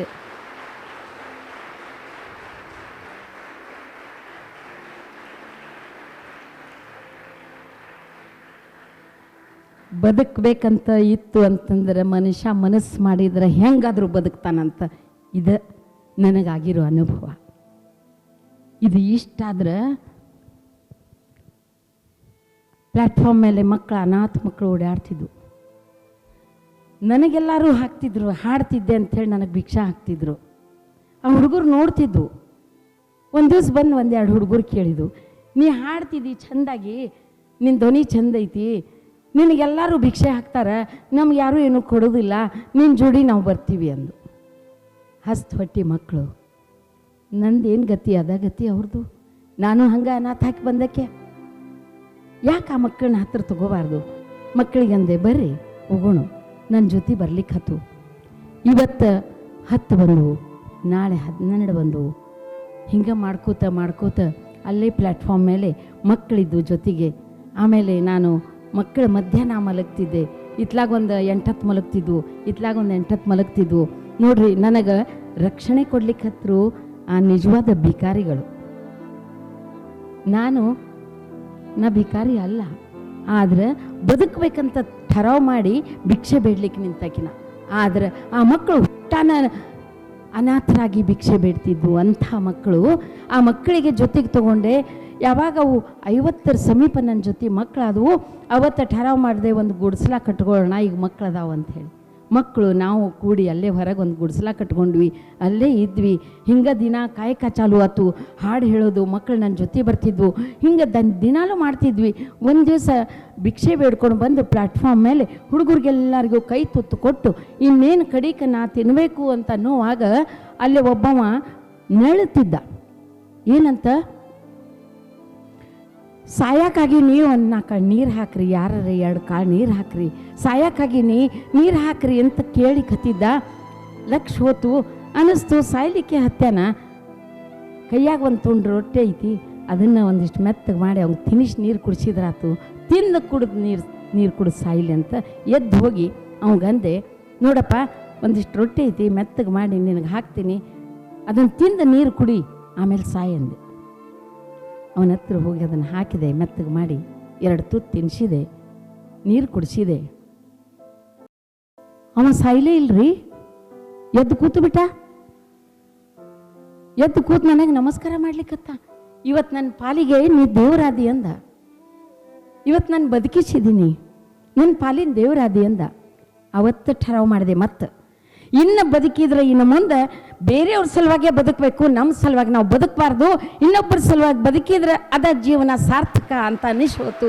ಅವತ್ತು ನಿರ್ಧಾರ ಮಾಡಿದೆ, ಇನ್ನೊಬ್ಬರ ಸಲುವಾಗೇ ಬದುಕಬೇಕು ಅಂತ.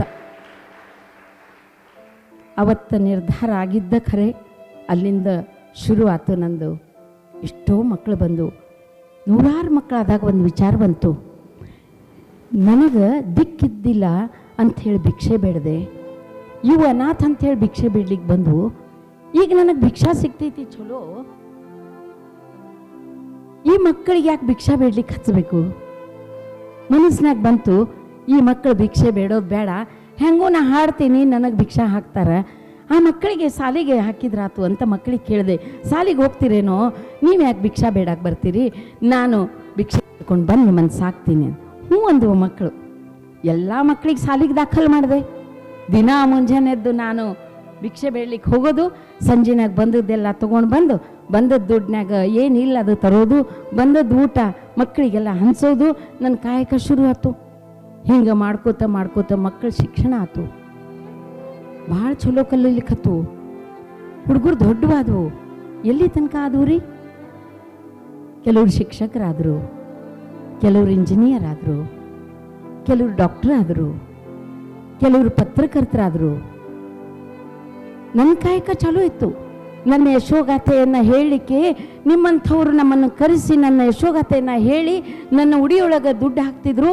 ಅದನ್ನು ತೊಗೊಂಡು ಹೋಗಿ ನಾನು ಆಶ್ರಮ ಕಟ್ಟಿಕೊಂಡು ಆಶ್ರಮದಾಗ ಮಕ್ಕಳಿಗೆ ಆಶ್ರಯ ಕೊಟ್ಟು ಅವ್ರನ್ನ ವಿದ್ಯಾದಾನ ಮಾಡೋದಂತ ಠರಾವ್ ಮಾಡಿ ಶಿಕ್ಷಣ ಏನು ಕೊಡ್ಲಿಕ್ಕೆ ಶುರು ಮಾಡಿದೆ. ಎಲ್ಲ ಮಕ್ಕಳು ಕಲೀಲಿಕ್ಕೆ ಹತ್ಬಿಟ್ಟು ದೊಡ್ಡ ಕುಟುಂಬ ಆಯ್ತು. ಇದನ್ನು ಗಮನಿಸ್ತೋ ಏನೋ ಸರ್ಕಾರ ಗೊತ್ತಿಲ್ಲ. ಒಂದು ಕಡೆ ಸರ್ಕಾರದ ಗಮನಕ್ಕೆ ಬಂದು ನನಗೆ ರಾಷ್ಟ್ರಪತಿಗಳ ಕಡೆಯಿಂದ ನನಗೆ ಸನ್ಮಾನ ಕರೆದ್ರು.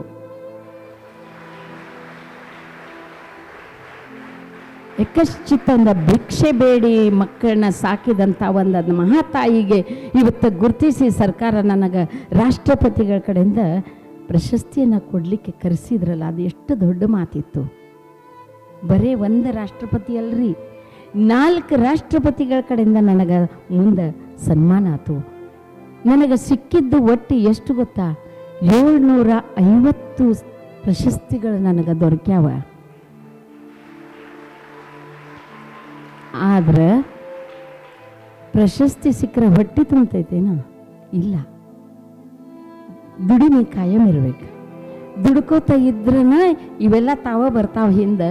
ಆದ್ರೆ ದುಡಿಬೇಕು, ಹೊಟ್ಟೆ ತುಂಬಿಸ್ಕೋಬೇಕು, ಇನ್ನೊಬ್ಬರ ಮೇಲೆ ಭಾರ ಆಗಬಾರ್ದು, ನಮ್ಮ ಕಾಲ ಮೇಲೆ ನಾವು ನಿಲ್ಲಬೇಕು ಅನ್ನೋದೇ ಇನ್ನೊಬ್ಬರು ನನ್ನ ಮಕ್ಕಳಿಗೂ ಕಲಿಸೋದು. ನಾನು ಹಾಗೆ ಇದ್ದೆ. ಹಿಂಗೆ ಮಾಡ್ತಾ ಪರದೇಶಕ್ಕೂ ಕರೀಲಿಕ್ಕತ್ತರು, ಅಲ್ಲಿ ಹೋಗ್ಲಿಕ್ಕತ್ತೆ. ಎಲ್ಲ ಕಡೆ ನನ್ನ ಯಶೋಗಾಥೆ ಹೇಳಲಿಕ್ಕೆ ದೊಡ್ಡ ದೊಡ್ಡ ಸಂಸ್ಥೆಯವ್ರು ಕರೀಲಿಕ್ಕತ್ತರು.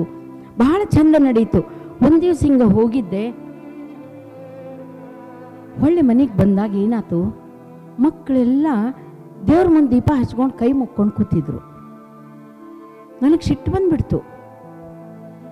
ನಾ ಮಕ್ಕಳಿಗೆ ಹೇಳಿದೆ, ಅಲ್ಲ ನಾನು ನನ್ನ ಯಶೋಗಾಥೆ ಹೇಳಿ ಭಿಕ್ಷೆ ಬೇಡ್ಕೊಂಡು ಬಂದು ನಿಮ್ಮ ಹೊಟ್ಟೆ ತುಂಬಿಸ್ಲಿಕ್ಕತ್ತೀನಿ, ನೀವು ಇಲ್ಲಿ ದೇವ್ರ ಮುಂದೆ ಇಷ್ಟು ಎಣ್ಣೆ ಹಾಕಿ ದೇವ್ರ ಮುಂದೆ ಕೈ ಮುಕ್ಕೊಂಡು ಕೂತಿರಲ್ಲ, ನಿಮಗೆ ತಿಳಿಯೋದಿಲ್ಲ ಅಂದೆ.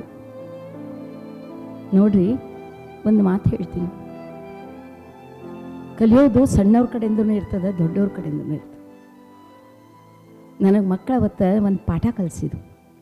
ಒಂದು ಮಾತು ಹೇಳ್ತು ಮಗು ಬಂದು, ಮಾಯಿ ನೀ ಹಂಗೆ ತಿಳ್ಕೊಬೇಡ, ನಾವು ಯಾಕೆ ದೀಪ ಹಚ್ಚಿ ದೇವ್ರ ಮುಂದೆ ಕೂಡ್ತೀವಿ ಗೊತ್ತೈತೆ ನಿನಗೆ?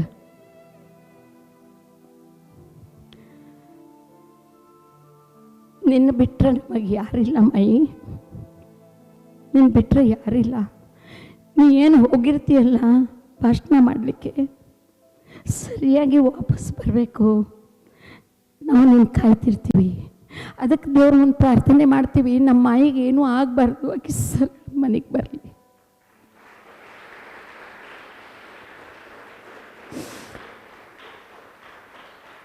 ಇದೆಂಥ ದೊಡ್ಡ ಮಕ್ಕಳು ಅಷ್ಟು ಚಂದ ತಿಳಿಸಿ ಹೇಳಿದಾಗ ಅನ್ನಿಸ್ತು.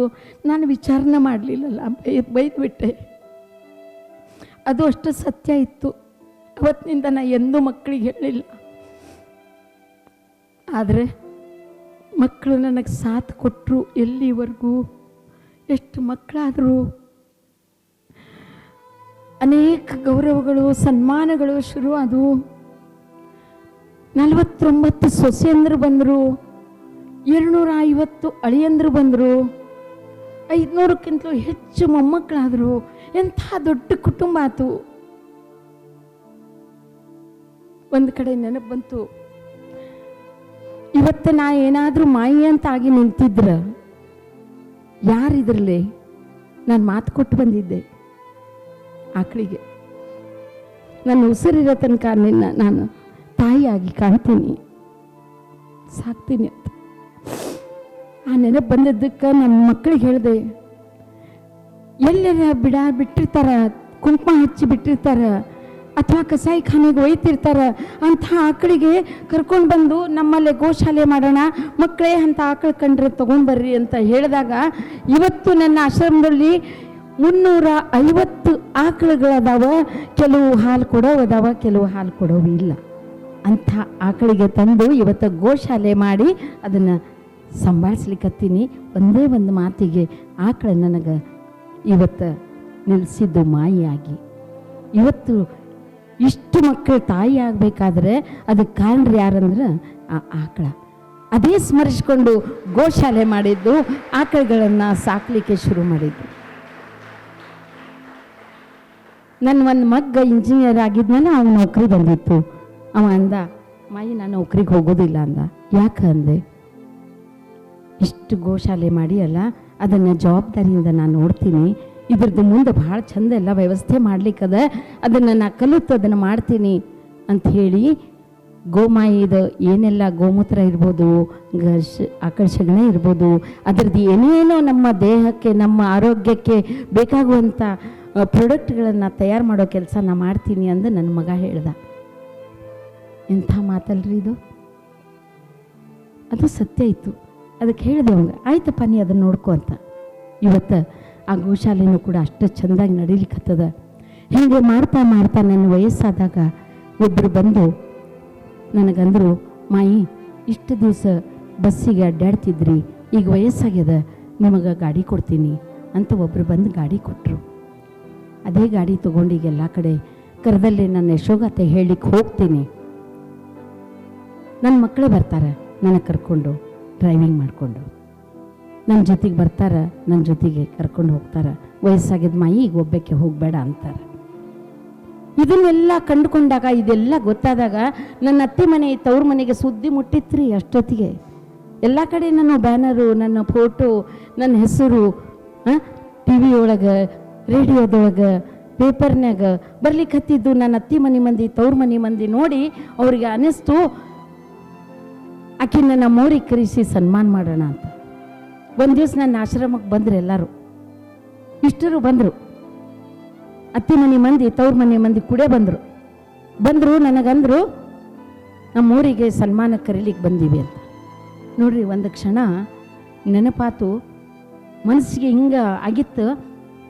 ಹೋಗಬಾರ್ದು ಅಲ್ರಿ, 9 ತಿಂಗಳು ಬಸ್ರಿ ಹೆಣ್ಮಗಳಿಗೆ ಹೊಟ್ಟಿಗೆ ಒದ್ದು ದರ ಎಳೆದು ಹಾಕಿದ ಊರಿನವ್ರು ಬಂದು ಮತ್ತೆ ಸನ್ಮಾನ ಮಾಡ್ಲಿಕ್ಕೆ ಕರೀತಾರಂದ್ರೆ ಹೋಗಬಾರ್ದು ಅನಿಸೋಗಿತ್ತು ನನಗೆ. ಒಂದು ಕ್ಷಣ ಹಂಗೆ ಆಗಿ ಬೇಡ ಅಂತ ನಿರ್ಧಾರ ಹೇಳಬೇಕಂತ. ಇನ್ನೊಂದು ಮನಸ್ಸು ಹೇಳ್ತು, ಮಾಯಿ ತಪ್ಪಲಿಕ್ಕತ್ತೀನಿ, ತಪ್ಪಬೇಡ, ಕರೀಲಿಕ್ಕೆ ಬಂದಾರಲ್ಲ ಹೋಗು, ನೀವು ಹೋಗಲಿಲ್ಲ ಅಂದ್ರೆ ಮತ್ತು ಅವರೊಳಗೆ ನಿನ್ನೊಳಗೆ ಏನು ಫರಕ್, ಬೇಡ ಹೋಗಂತರು. ಆ ಮನಸ್ಸು ಹೇಳಿದ ಕೂಡಲೇ ಒಪ್ಕೊಂಡೆ, ಹೋಗ್ಬೇಕನ್ನಿಸ್ತು. ಹೋದೆ. ಅದ್ಧೂರಿಯಾಗಿ ಮಾಡಿದ್ರು ಮಕ್ಕಳೇ. ಹಿಂಗೆ ದೊಡ್ಡ ಪೆಂಡಾಲು, ಸಾವಿರಾರು ಮಂದಿ, ದೊಡ್ಡ ಸ್ಟೇಜು, 4 ಮಂದಿ ಕ್ಯಾಬಿನೆಟ್ ಮಂತ್ರಿಗಳು. ನನ್ನ ಸನ್ಮಾನಕ್ಕೆ ಅದ್ಧೂರಿಯಾಗಿ ಸನ್ಮಾನ. ಚಂದಾತು, ಭಾಳ ಚಂದಾತು. ಕಾರ್ಯಕ್ರಮ ಮುಗೀತು, ಮಂತ್ರಿಗಳು ಹೋದರು, ಜನ ಹೊಂಟರು. ಒಂದು ಕಡೆ ಒಬ್ಬ ಅಳ್ಕೋತ ನಿಂತಿದ್ದ. ನೋಡಿದೆ, ಯಾಕೆ ಅಳಿಕತ್ತಿ ಬಾ ಇಲ್ಲೆಂದೆ. ಕರೆದೆ, ಮೇಲೆ ಬಂದ. ನನ್ನ ಹತ್ರ ಬಂದು ತಪ್ಪಾತು, ಕ್ಷಮಾ ಮಾಡಬೇಕು ಅಂದ. ನನಗೆ ಯಾಕೆ ಕ್ಷಮಾ ಕೇಳ್ತೀಪ, ನಾನೇನು ಕ್ಷಮಾ ಮಾಡಲಿಕ್ಕೆ, ನೀನು ತಪ್ಪು ಮಾಡಿಯೋ ಏನೋ ಗೊತ್ತಿಲ್ಲ, ದೇವ್ರಿದ್ದಾನೆ ನನಗೆ ಕ್ಷಮಾ ಮಾಡೋ, ನಾನು ಯಾರು ಅಂದೆ. 2 ನಿಮಿಷ ನನಗೆ ಹಿಂಗೆ ನೋಡ್ಲಿಕ್ಕತ್ತ. ಹೇಳ್ದ, ಕ್ಷಮಾ ಮಾಡ್ಬೇಕು, ನನಗೆ ತಪ್ಪಾಗ್ಯದ. ನೋಡಿದೆ, ಬ್ಯಾರೆ ಯಾರೂ ಇದ್ದಿಲ್ರಿ, ನನ್ನ ಗಂಡ ಶ್ರೀಹರಿ.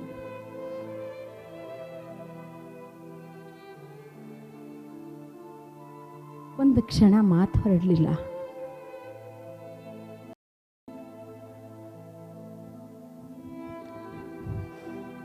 ನಾ ಹೇಳಿದೆ, ನನಗೆ ಎಂದು ಹೊಟ್ಟಿಗೆ ಒದ್ದು ಹೊರಗೆ ಹಾಕಿದ್ದಿ, ಅವತ್ತು ನನ್ನ ಸೀರೆಗೆ 108 ಗಂಟಿದ್ವು. ಇವತ್ತು ನೀ ಏನು ಬಂದಿಯಲ್ಲ, ನಿನ್ನ ಧೋತ್ರಕ್ಕೆ 108 ಗಂಟೆ ಕಾಲ ಹಿಂಗೆ ಉಳಿಯೋದಿಲ್ಲ. ಚಕ್ರ ತಿರುಗ್ತಿರ್ತದೆ.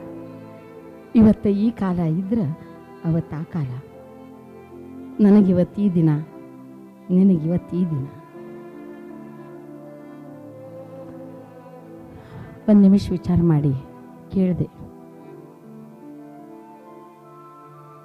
ಕರ್ಕೊಂಡು ಹೋಗ್ತೇನೆ ಬರ್ತೀಯೇನು ಅಂದೆ. ಹ್ಞೂ ಅಂದಾರಿ, ಬರ್ತೀನಿ ಅಂದ. ಆದ್ರೆ ಒಂದು ಕರಾರು ಅಂದೆ. ಏನು ಅಂದ, ನಾನು ನಿನ್ನ ಹೆಂಡತಿಯಾಗಿ ಅಥವಾ ನೀನು ನನ್ನ ಗಂಡಾಗಿ ಕರ್ಕೊಂಡು ಹೋಗೋದಿಲ್ಲ, ಇವತ್ತು ನನ್ನ ಮಗ ಆಗಿ ಬರಬೇಕು, ನಾನು ನಿನಗೆ ತಾಯಿಯಾಗಿ ಕರ್ಕೊಂಡು ಹೋಗ್ತೀನಿ ಅಂದೆ. ಹ್ಞೂ ಅಂದ. ಮಕ್ಕಳು ಬಂದಿದ್ದು ನನ್ನ ಜೋಡಿ ಅಂದೆ. ಮಕ್ಕಳಿಗೆ ಚಲಾರೆ ಉಚ್ಚಲ ಹೇ ಪಾರ್ಸಲ್ ಅಂದೆ. ಇವನ್ ಸಲ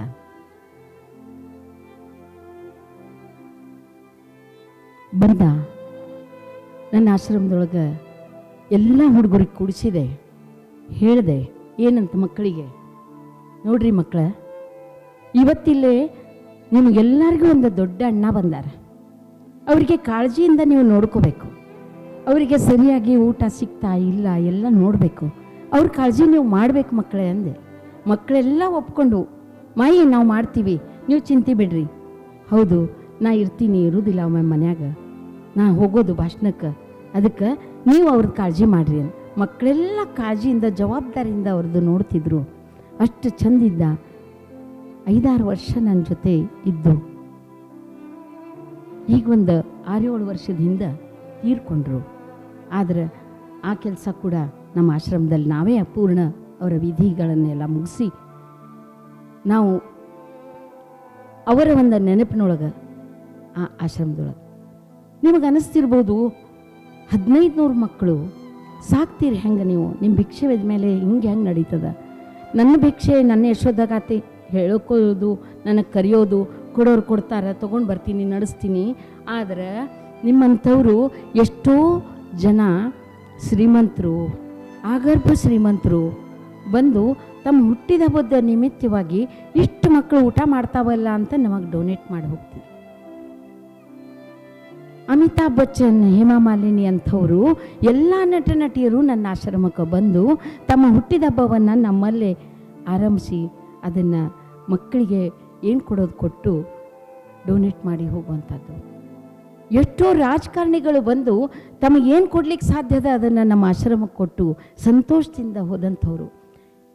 ಎಷ್ಟೋ ಶ್ರೀಮಂತರು ಬಂದು ಹೋಗ್ತಾರೆ. ಅಂದ್ರೆ ಎಲ್ಲರೂ ಕೈ ಕೂಡ್ಸ್ಯಾರ ಅಂತ ಹೇಳಿದ್ರೆ ನನ್ನ ಆಶ್ರಮ ನಡೆದದ, ನನ್ನ ಒಬ್ಬಾಕೆಯಿಂದ ನಡೆದದ್ದಲ್ಲ, ಅದು ಎಲ್ಲರೂ ಕೈ ಜೋಡ್ಸ್ಯಾರ. ಅಂದ್ರೆ 1500 ಅನಾಥ ಮಕ್ಕಳಿಗೆ ನಾ ಸಾಕ್ಲಿಕ್ಕತ್ತೀನಿ. ಯಾವಾಗ ಚಿಂದಿ ಇದ್ನೋ ಗೊತ್ತಿಲ್ಲ, ಸಿಂಧು ಅಂತ ಯಾವಾಗ ಅದೇ ಗೊತ್ತಿಲ್ಲ, ಸಿಂಧು ಅಂತ ಆಗ್ತಾ ಆಗ್ತಾ ಇಷ್ಟು ಮಕ್ಕಳಿಗೆ ಮಾಯೆ ಯಾವಾಗ ಅದೇ ಗೊತ್ತಿಲ್ಲ. ಆದರೆ ಒಂದು ನೆನಪಿನಾಗ ಇಟ್ಕೋಬೇಕು ನಾವು, ಇವತ್ತು ನಾನು ಸಿಂಧು ತಾಯಿ ಸಬ್ಕಾಳ್ ಅಂಥೇಳಿ ಇಡೀ ನನ್ನ ಜಗತ್ತಿಗೆ ನಾನು ಪರಿಚಯ ಆಗಬೇಕು ಅಂತಿದ್ರೆ ನನ್ನ ಗಂಡ ಅವತ್ತು ಒದ್ದು ಹೊರಗೆ ಹಾಕಿರಲಿಲ್ಲ ಅಂದ್ರೆ ಈ ಸಿಂಧು ತಾಯಿ ಯಾರಿಗೂ ಗುರ್ತಾಗ್ತಿದ್ದಿಲ್ಲ. ನಾನು ನೆನೆಸ್ಬೇಕು, ನನ್ನ ತಾಯಿ ಅವತ್ತು ಬಾಗ್ಲ ಹಾಕಿದ್ದಿಲ್ಲ ಅಂದ್ರೆ, ಆಕೆ ಒಳಗೆ ಕರ್ಕೊಂಡಿದ್ರೆ ಈ ಸಿಂಧು ತಾಯಿ ನಿಮಗೆಲ್ಲಿ ಸಿಗ್ತಿದ್ಲು? ಆಕೆ ಅವತ್ತು ಬಾಗ್ಲ ಹಾಕಿದ್ಲು, ಅವತ್ತು ಒದ್ದು ಹೊರಗೆ ಹಾಕಿದ ನನ್ನ ಗಂಡ ಅಂತ ಇವತ್ತು ನಾನು ಸಿಂಧು ತಾಯಿ ಸಬ್ಕಾಳಂತ ಜಗತ್ತಿಗೆ ಪರಿಚಯದ ಆದೆ. ಅದಕ್ಕೆ ಯಾವಾಗಲೂ ಈ ಕೆಲಸ, ಇಂಥ ಮನಸ್ಸು ಬರೋದು ಯಾರಿಗೆ? ಅದು ತಾಯಿಗೆ ಮಾತ್ರ. ತಾಯಿ ಮಾತ್ರ ಇದನ್ನು ಮಾಡ್ಲಿಕ್ಕೆ ಸಾಧ್ಯ, ಇಂಥ ಮನಸ್ಸು ತಯಾರು ಮಾಡ್ಲಿಕ್ಕೆ ಸಾಧ್ಯ. ತಾಯಿ ತನ್ನ ಗಂಡನಿಗೆ ಮಗ ಅಂತ ತಿಳ್ಕೊಂಡು ಕರ್ಕೊಂಡು ಹೋಗುವಂಥ ಆಗಬೇಕಂದ್ರೆ ಆಕೆ ತಾಯಿ ಮಾತ್ರ ಇಂಥ ಮನಸ್ಸು ಮಾಡ್ಲಿಕ್ಕೆ ಸಾಧ್ಯ. ತಾಯಿಗೆ ಮಾತ್ರ ಅದು ಹಕ್ಕದ ಅನ್ನೋದಕ್ಕಿಂತಲೂ ಆಕೆನ ಮನಸ್ಸಿನ ತಯಾರಿ ಹಂಗಿರ್ತದೆ. ಅದು ನನ್ನಲ್ಲಿ ಬಂದು ಹೋತು. ಇಷ್ಟೆಲ್ಲ ಹಿಂಗೆ ಮಾಡ್ತಿರುವಾಗ ನಾನೀಗ ವಯಸ್ಸಾಗ್ಯದಂತ ಹೇಳಿದೆ, ಹಿಂಗೆ ಹೋಗ್ತೀನಿ ಒಬ್ಬಕ್ಕೆ ಅಂದ. ಮಗ ಎಲ್ಲ ಕಡೆ ಬರ್ತಾನೆ, ಕರ್ಕೊಂಡು ಬರ್ತಾನೆ.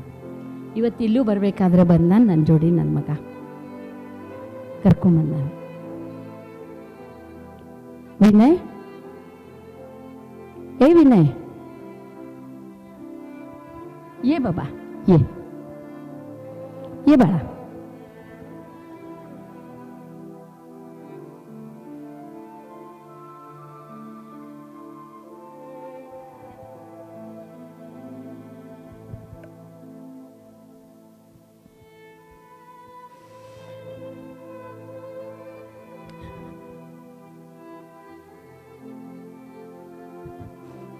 ಈ ಮಗ ಎಲ್ಲಿ ಸಿಕ್ಕ ಅಂತ ಕೇಳ್ತಿರ್ಬೋದು.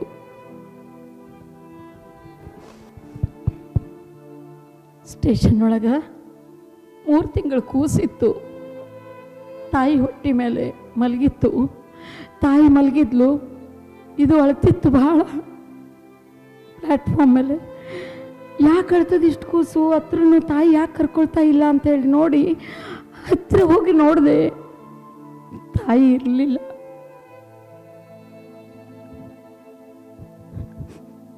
ಈ ಕೂಸು ಅಳ್ತಿತ್ತು, ಅದಕ್ಕೇನು ಗೊತ್ತು ತಾಯಿ ಸತ್ತಾಳಂತ. ಅವಾಗನೇ ಅದೇ ಕ್ಷಣಕ್ಕೆ ಆ ಕೂಸಿನ ಕರ್ಕೊಂಡು ನನ್ನ ಹತ್ರ ತಗೊಂಡಾಗ ಅದು ಶಾಂತ ಆತು. ನನ್ನ ಒಡ್ಲಿಗೆ ಹಾಕ್ಕೊಂಡೆ, ಕರ್ಕೊಂಡು ಹೋದೆ, ನನ್ನ ಆಶ್ರಮದೊಳಗೆ ಇಟ್ಕೊಂಡೆ, ಅದಕ್ಕೆ ಶಿಕ್ಷಣ ಕೊಟ್ಟೆ. ಇವತ್ತು ಏನು ಕಲ್ತಾನ, ಏನು ಮಾಡ್ಲಿಕ್ಕತ್ತಾನ ವ್ಯವಸಾಯ ಅಂತ ಗೊತ್ತಾ? ಇವತ್ತವ ವಕೀಲಾಗ್ಯಾನ, ವಕೀಲ ವೃತ್ತಿ ನಡೆಸ್ಲಿಕ್ಕತ್ತಾನ. ಇನ್ನೇನು ಬೇಕು?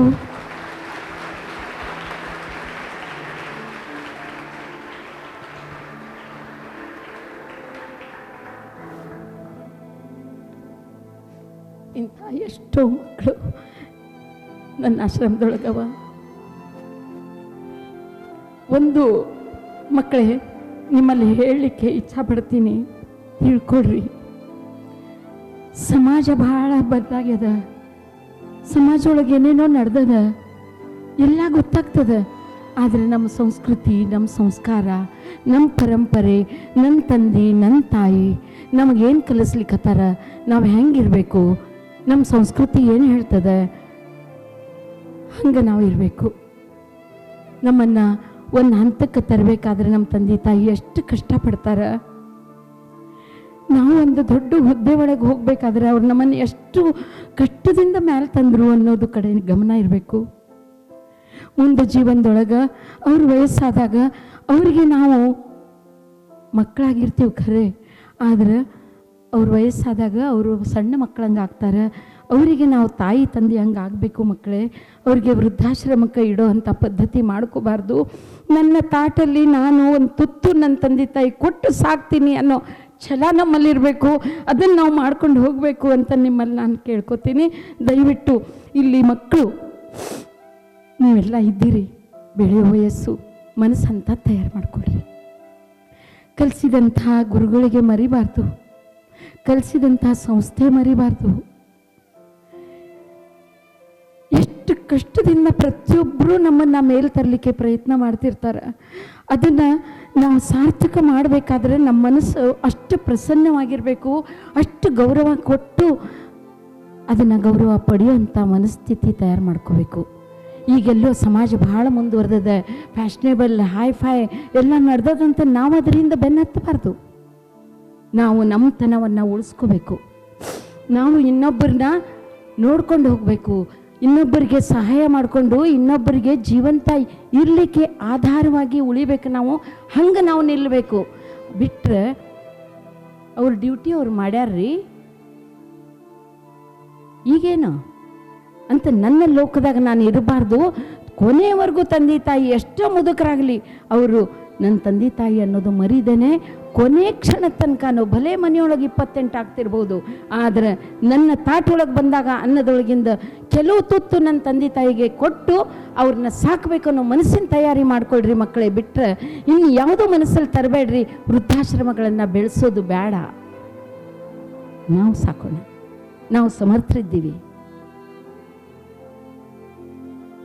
ಈಗಿನ ಪದ್ಧತಿ ಹಂಗೆ ಬ್ಯಾಡಾಗಿದ್ದು. ಮೊಬೈಲ್ ಬಂದದ ಇಲ್ಲ ಅಂತಲ್ಲ, ಚಲೋದಕ್ಕೆ ಬಂದದ ಮೊಬೈಲ್ ಭಾಳ ಚಲೋದಕ್ಕೆ ಬಂದದ, ಗೊತ್ತದಲ್ಲ.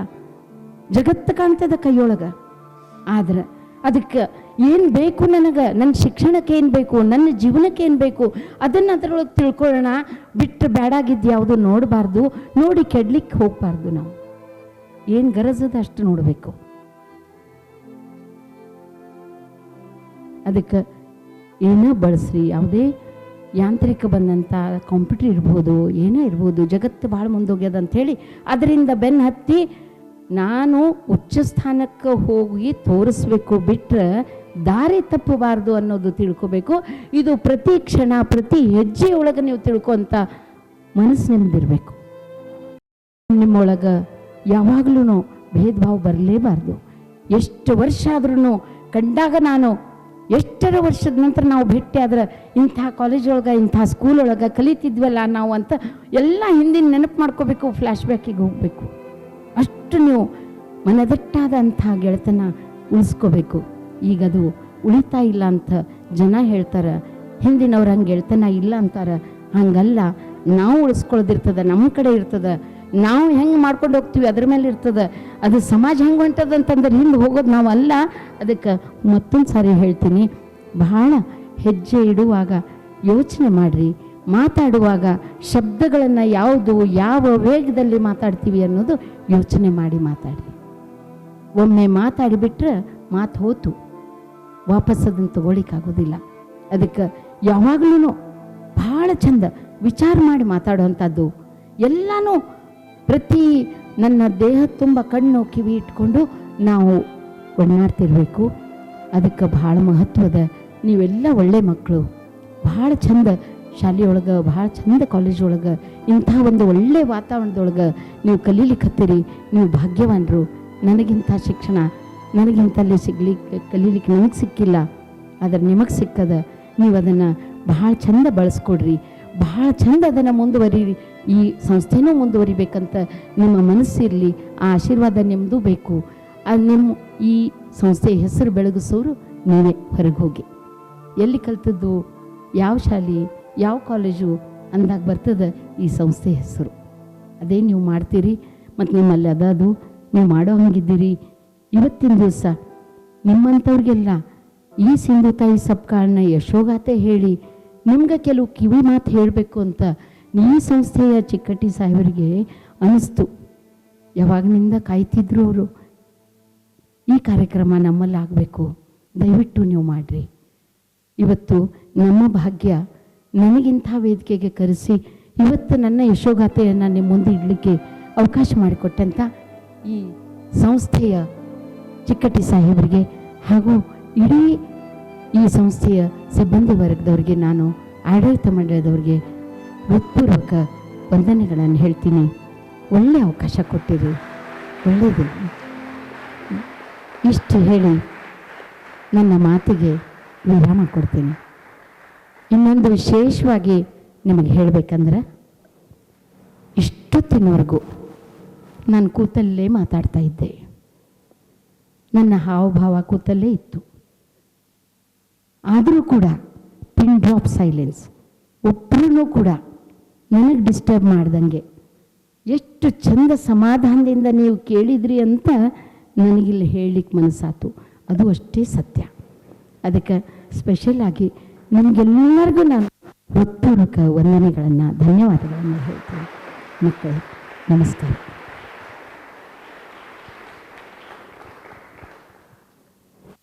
ಇಲ್ಲಿವರೆಗೆ ಅವರ ಮಾತುಗಳನ್ನು ಕೇಳಿದಿರಿ. ಅದು ನಾನು ಹೇಳಬೇಕಾಗಿದ್ದಿಲ್ಲ. ಈ ಕಾರ್ಯಕ್ರಮವನ್ನು ಒಂದು ತಿಂಗಳ ಹಿಂದೆ ವಿಚಾರ ಮಾಡಿದ್ರೂ ಇಲ್ಲಿವರೆಗೆ ಆಗಿರಲಿಲ್ಲ. ಬಹುಶಃ ಇಲ್ಲಿ ಅಟೆಂಡ್ ಇರುವಂಥ ಎಲ್ಲ ಮಕ್ಕಳು ಭಾಗ್ಯವಂತರೆಂದು ನಾನು ಹೇಳಬೇಕಾಗಿದೆ.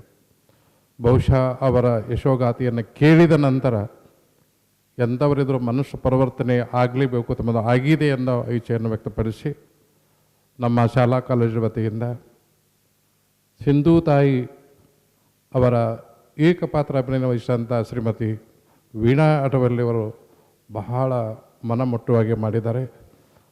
ಈಗ ಅವರಿಗೆ ನಮ್ಮ ಸಂಸ್ಥೆ ವತಿಯಿಂದ ಗೌರವಪೂರ್ವಕವಾದ ಅಭಿನಂದನೆಯನ್ನು, ಸನ್ಮಾನವನ್ನು ಸ್ವೀಕರಿಸೋರಲ್ಲಿ ಕೇಳ್ಕೊತಾ ಇದ್ದೀನಿ. ವೇದಿಕೆ ಮೇಲೆ ಇವತ್ತು ಆಗಮಿಸಿದಂಥ ನಮ್ಮ ಹಿರಿಯರಾದ JK ಜಮಾದಾರು ಸರ್, ನಿವೃತ್ತ DDP ಅವರಾದಂಥ AN Nagaralli sir, Sindhu ತಾಯಿ ಪಾತ್ರವನ್ನು ನಿರ್ವಹಿಸಿದಂಥ ಅಟವಲ್ಲಿಯವರ ಸಹೋದರ ಅಂತ BR ಮೋಡಕವರು, ರಿಟೈರ್ಡ್ PSI ಅವರಾದಂಥ ನಮ್ಮ ನಾಗರಳ್ಳಿ ಸರ್, ನಮ್ಮ ಮಿತ್ರರಾದಂಥ ಕುಂದಗೋಡು ಸರ್, ಹಾಗೂ ತಮ್ಮ ಫಿಸಿಕ್ಸ್ ಪ್ರೊಫೆಸರ್ ಆದ ನರಗುಂದ್ ಸರ್, ಹಾಗೂ ಮೋಡಕವರ ಧರ್ಮಪತ್ನಿಯವರು ಆಗಮಿಸಿದ್ದಾರೆ. ಅವರೆಲ್ಲರೂ ಹಾಗೂ ಈ ಸಂಸ್ಕೃತಿಯ ನಿರ್ಮಾಪಕಿಯಾದಂಥ ಸುನೀತಾ ಮೇಡಮ್ ಎಲ್ಲರೂ ಆ ವೇದಿಕೆ ಬಂದು ಅವರನ್ನು ಸನ್ಮಾನಿಸಬೇಕೆಂದು ಕೇಳ್ಕೊತಾ ಇದ್ದೇನೆ. ಇದರ ಜೊತೆಗೆ ಡೈರೆಕ್ಟರು ಕೂಡ ಸ್ಟೇಜ್ ಮೇಲೆ ಬಂದರೆ ನಮಗೆ ಭಾಳ ಖುಷಿ ಆಗ್ತದೆ. ಈ ಸನ್ಮಾನದಲ್ಲಿ ಪಡ್ಕೋಬೇಕಂತ ಹೇಳಿ ಸುಭಾಷ್ ನರೇಂದ್ರ ಸರ್ ಅವ್ರನ್ನ ಕೇಳ್ಕೊತಾ ಇದ್ದೀನಿ. ನಮ್ಮ ಹಿರಿಯ ಶಿಕ್ಷಕರಾದಂಥ ವಿನಯ್ ಆಗಲಿ, ಬಿಪಿನ್ ಆಗಲಿ, ನಮ್ಮ DC ಆಫೀಸಿನಿರಂಥ ಭಾಳ ವರ್ಷ ಮಾಡಿದಂಥ ಮಡಲ್ಗೀಸರು ಕೂಡ ಸ್ಟೇಜ್ ಮೇಲೆ ಬರಬೇಕು. ವಿನಯ್, ಬಿಪಿನ್ ಹಾಗೂ ಸ್ಫೂರ್ತಿ ಇವರೆಲ್ಲರೂ ಕೂಡ ವೇದಿಕೆಯ ಮೇಲೆ ಸನ್ಮಾನಿಸಬೇಕಂತ ಕೇಳ್ತಾ ಇದ್ದೇನೆ.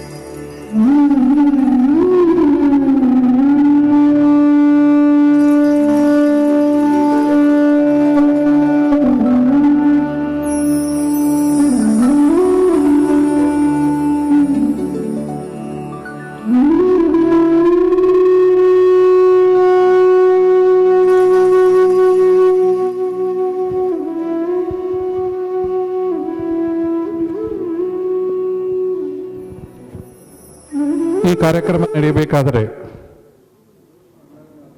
ನಮ್ಮ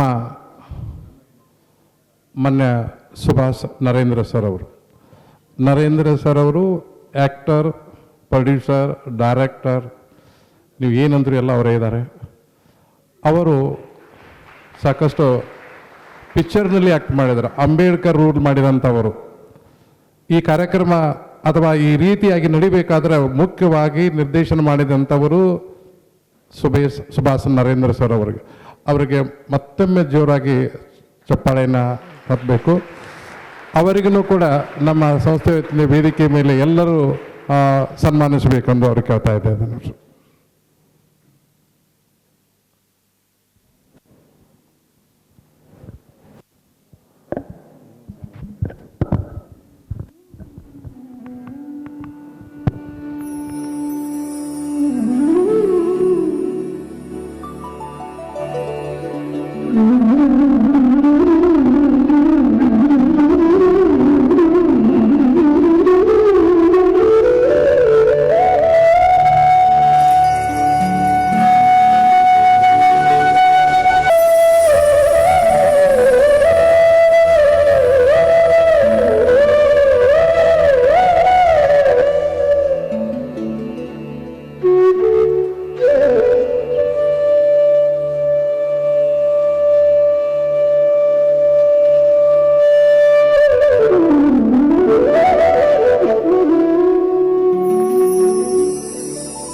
ಕೊನೆಯದಾಗಿ ಕೃತಜ್ಞತೆಯನ್ನು ಹಿರಿಯರಾದಂಥ ಮಾನ್ಯ JK ಜಮಾದಾರ್ ಸರ್ ತಮಗೆಲ್ಲರಿಗೆ ಹೇಳಬೇಕು ಅಂತ ಕೇಳ್ಕೊತಾ ಇದ್ದಾರೆ. ತಾವು ಇವತ್ತೆಲ್ಲ ಬಹಳ ಮನಮುಟ್ಟುವಂಥ ಒಂದು ಸನ್ನಿವೇಶಕ್ಕೆ ಸಾಕ್ಷಿಯಾಗಿದ್ದೀರಿ. ಚಿಕ್ಕಟ್ಟಿ ಸರ್ ಎಲ್ಲಿ ಒಳ್ಳೆಯದನ್ನು ನೋಡ್ತಾರೋ ಅವ್ರನ್ನ ಮತ್ತು ಆ ವಸ್ತುವನ್ನು ತೊಗೊಂಬಂದು ನಿಮಗೆ ತೋರಿಸ್ತಾರೆ. ನಿಮ್ಮ ಅನುಭವಕ್ಕೆ ಬರುವಂಗೆ ಮಾಡ್ತಾರೆ. ನಿಮ್ಮ ಬುದ್ಧಿ ಹೃದಯಕ್ಕೆ ಸಂಸ್ಕಾರ ನೀಡುವಂಥ ಕೆಲಸ ಮಾಡ್ತಾರೆ. ಅಂಥ ಕೆಲಸ ಇವತ್ತು ಬಹಳ ಸುಂದರವಾಗಿ ಬಹಳ ಪರಿಣಾಮಕಾರಿಯಾಗಿ ಇಲ್ಲಿ ನಡೆದಿದೆ. ಈ ಕೆಲಸ ಮಾಡಿದಂಥ ಸಿಂಧು ತಾಯಿಯ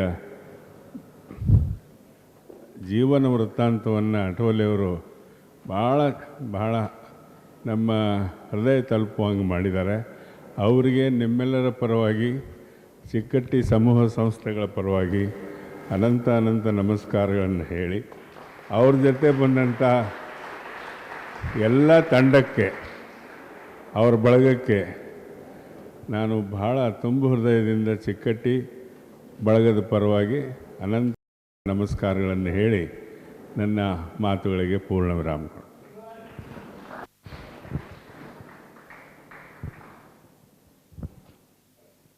ತಾವೆಲ್ಲರೂ ಲೈನಾಗಿ ತಮ್ಮ ತಮ್ಮ ವರ್ಗ ಕೋಣೆಗಳಿಗೆ ಹೋಗಬೇಕು.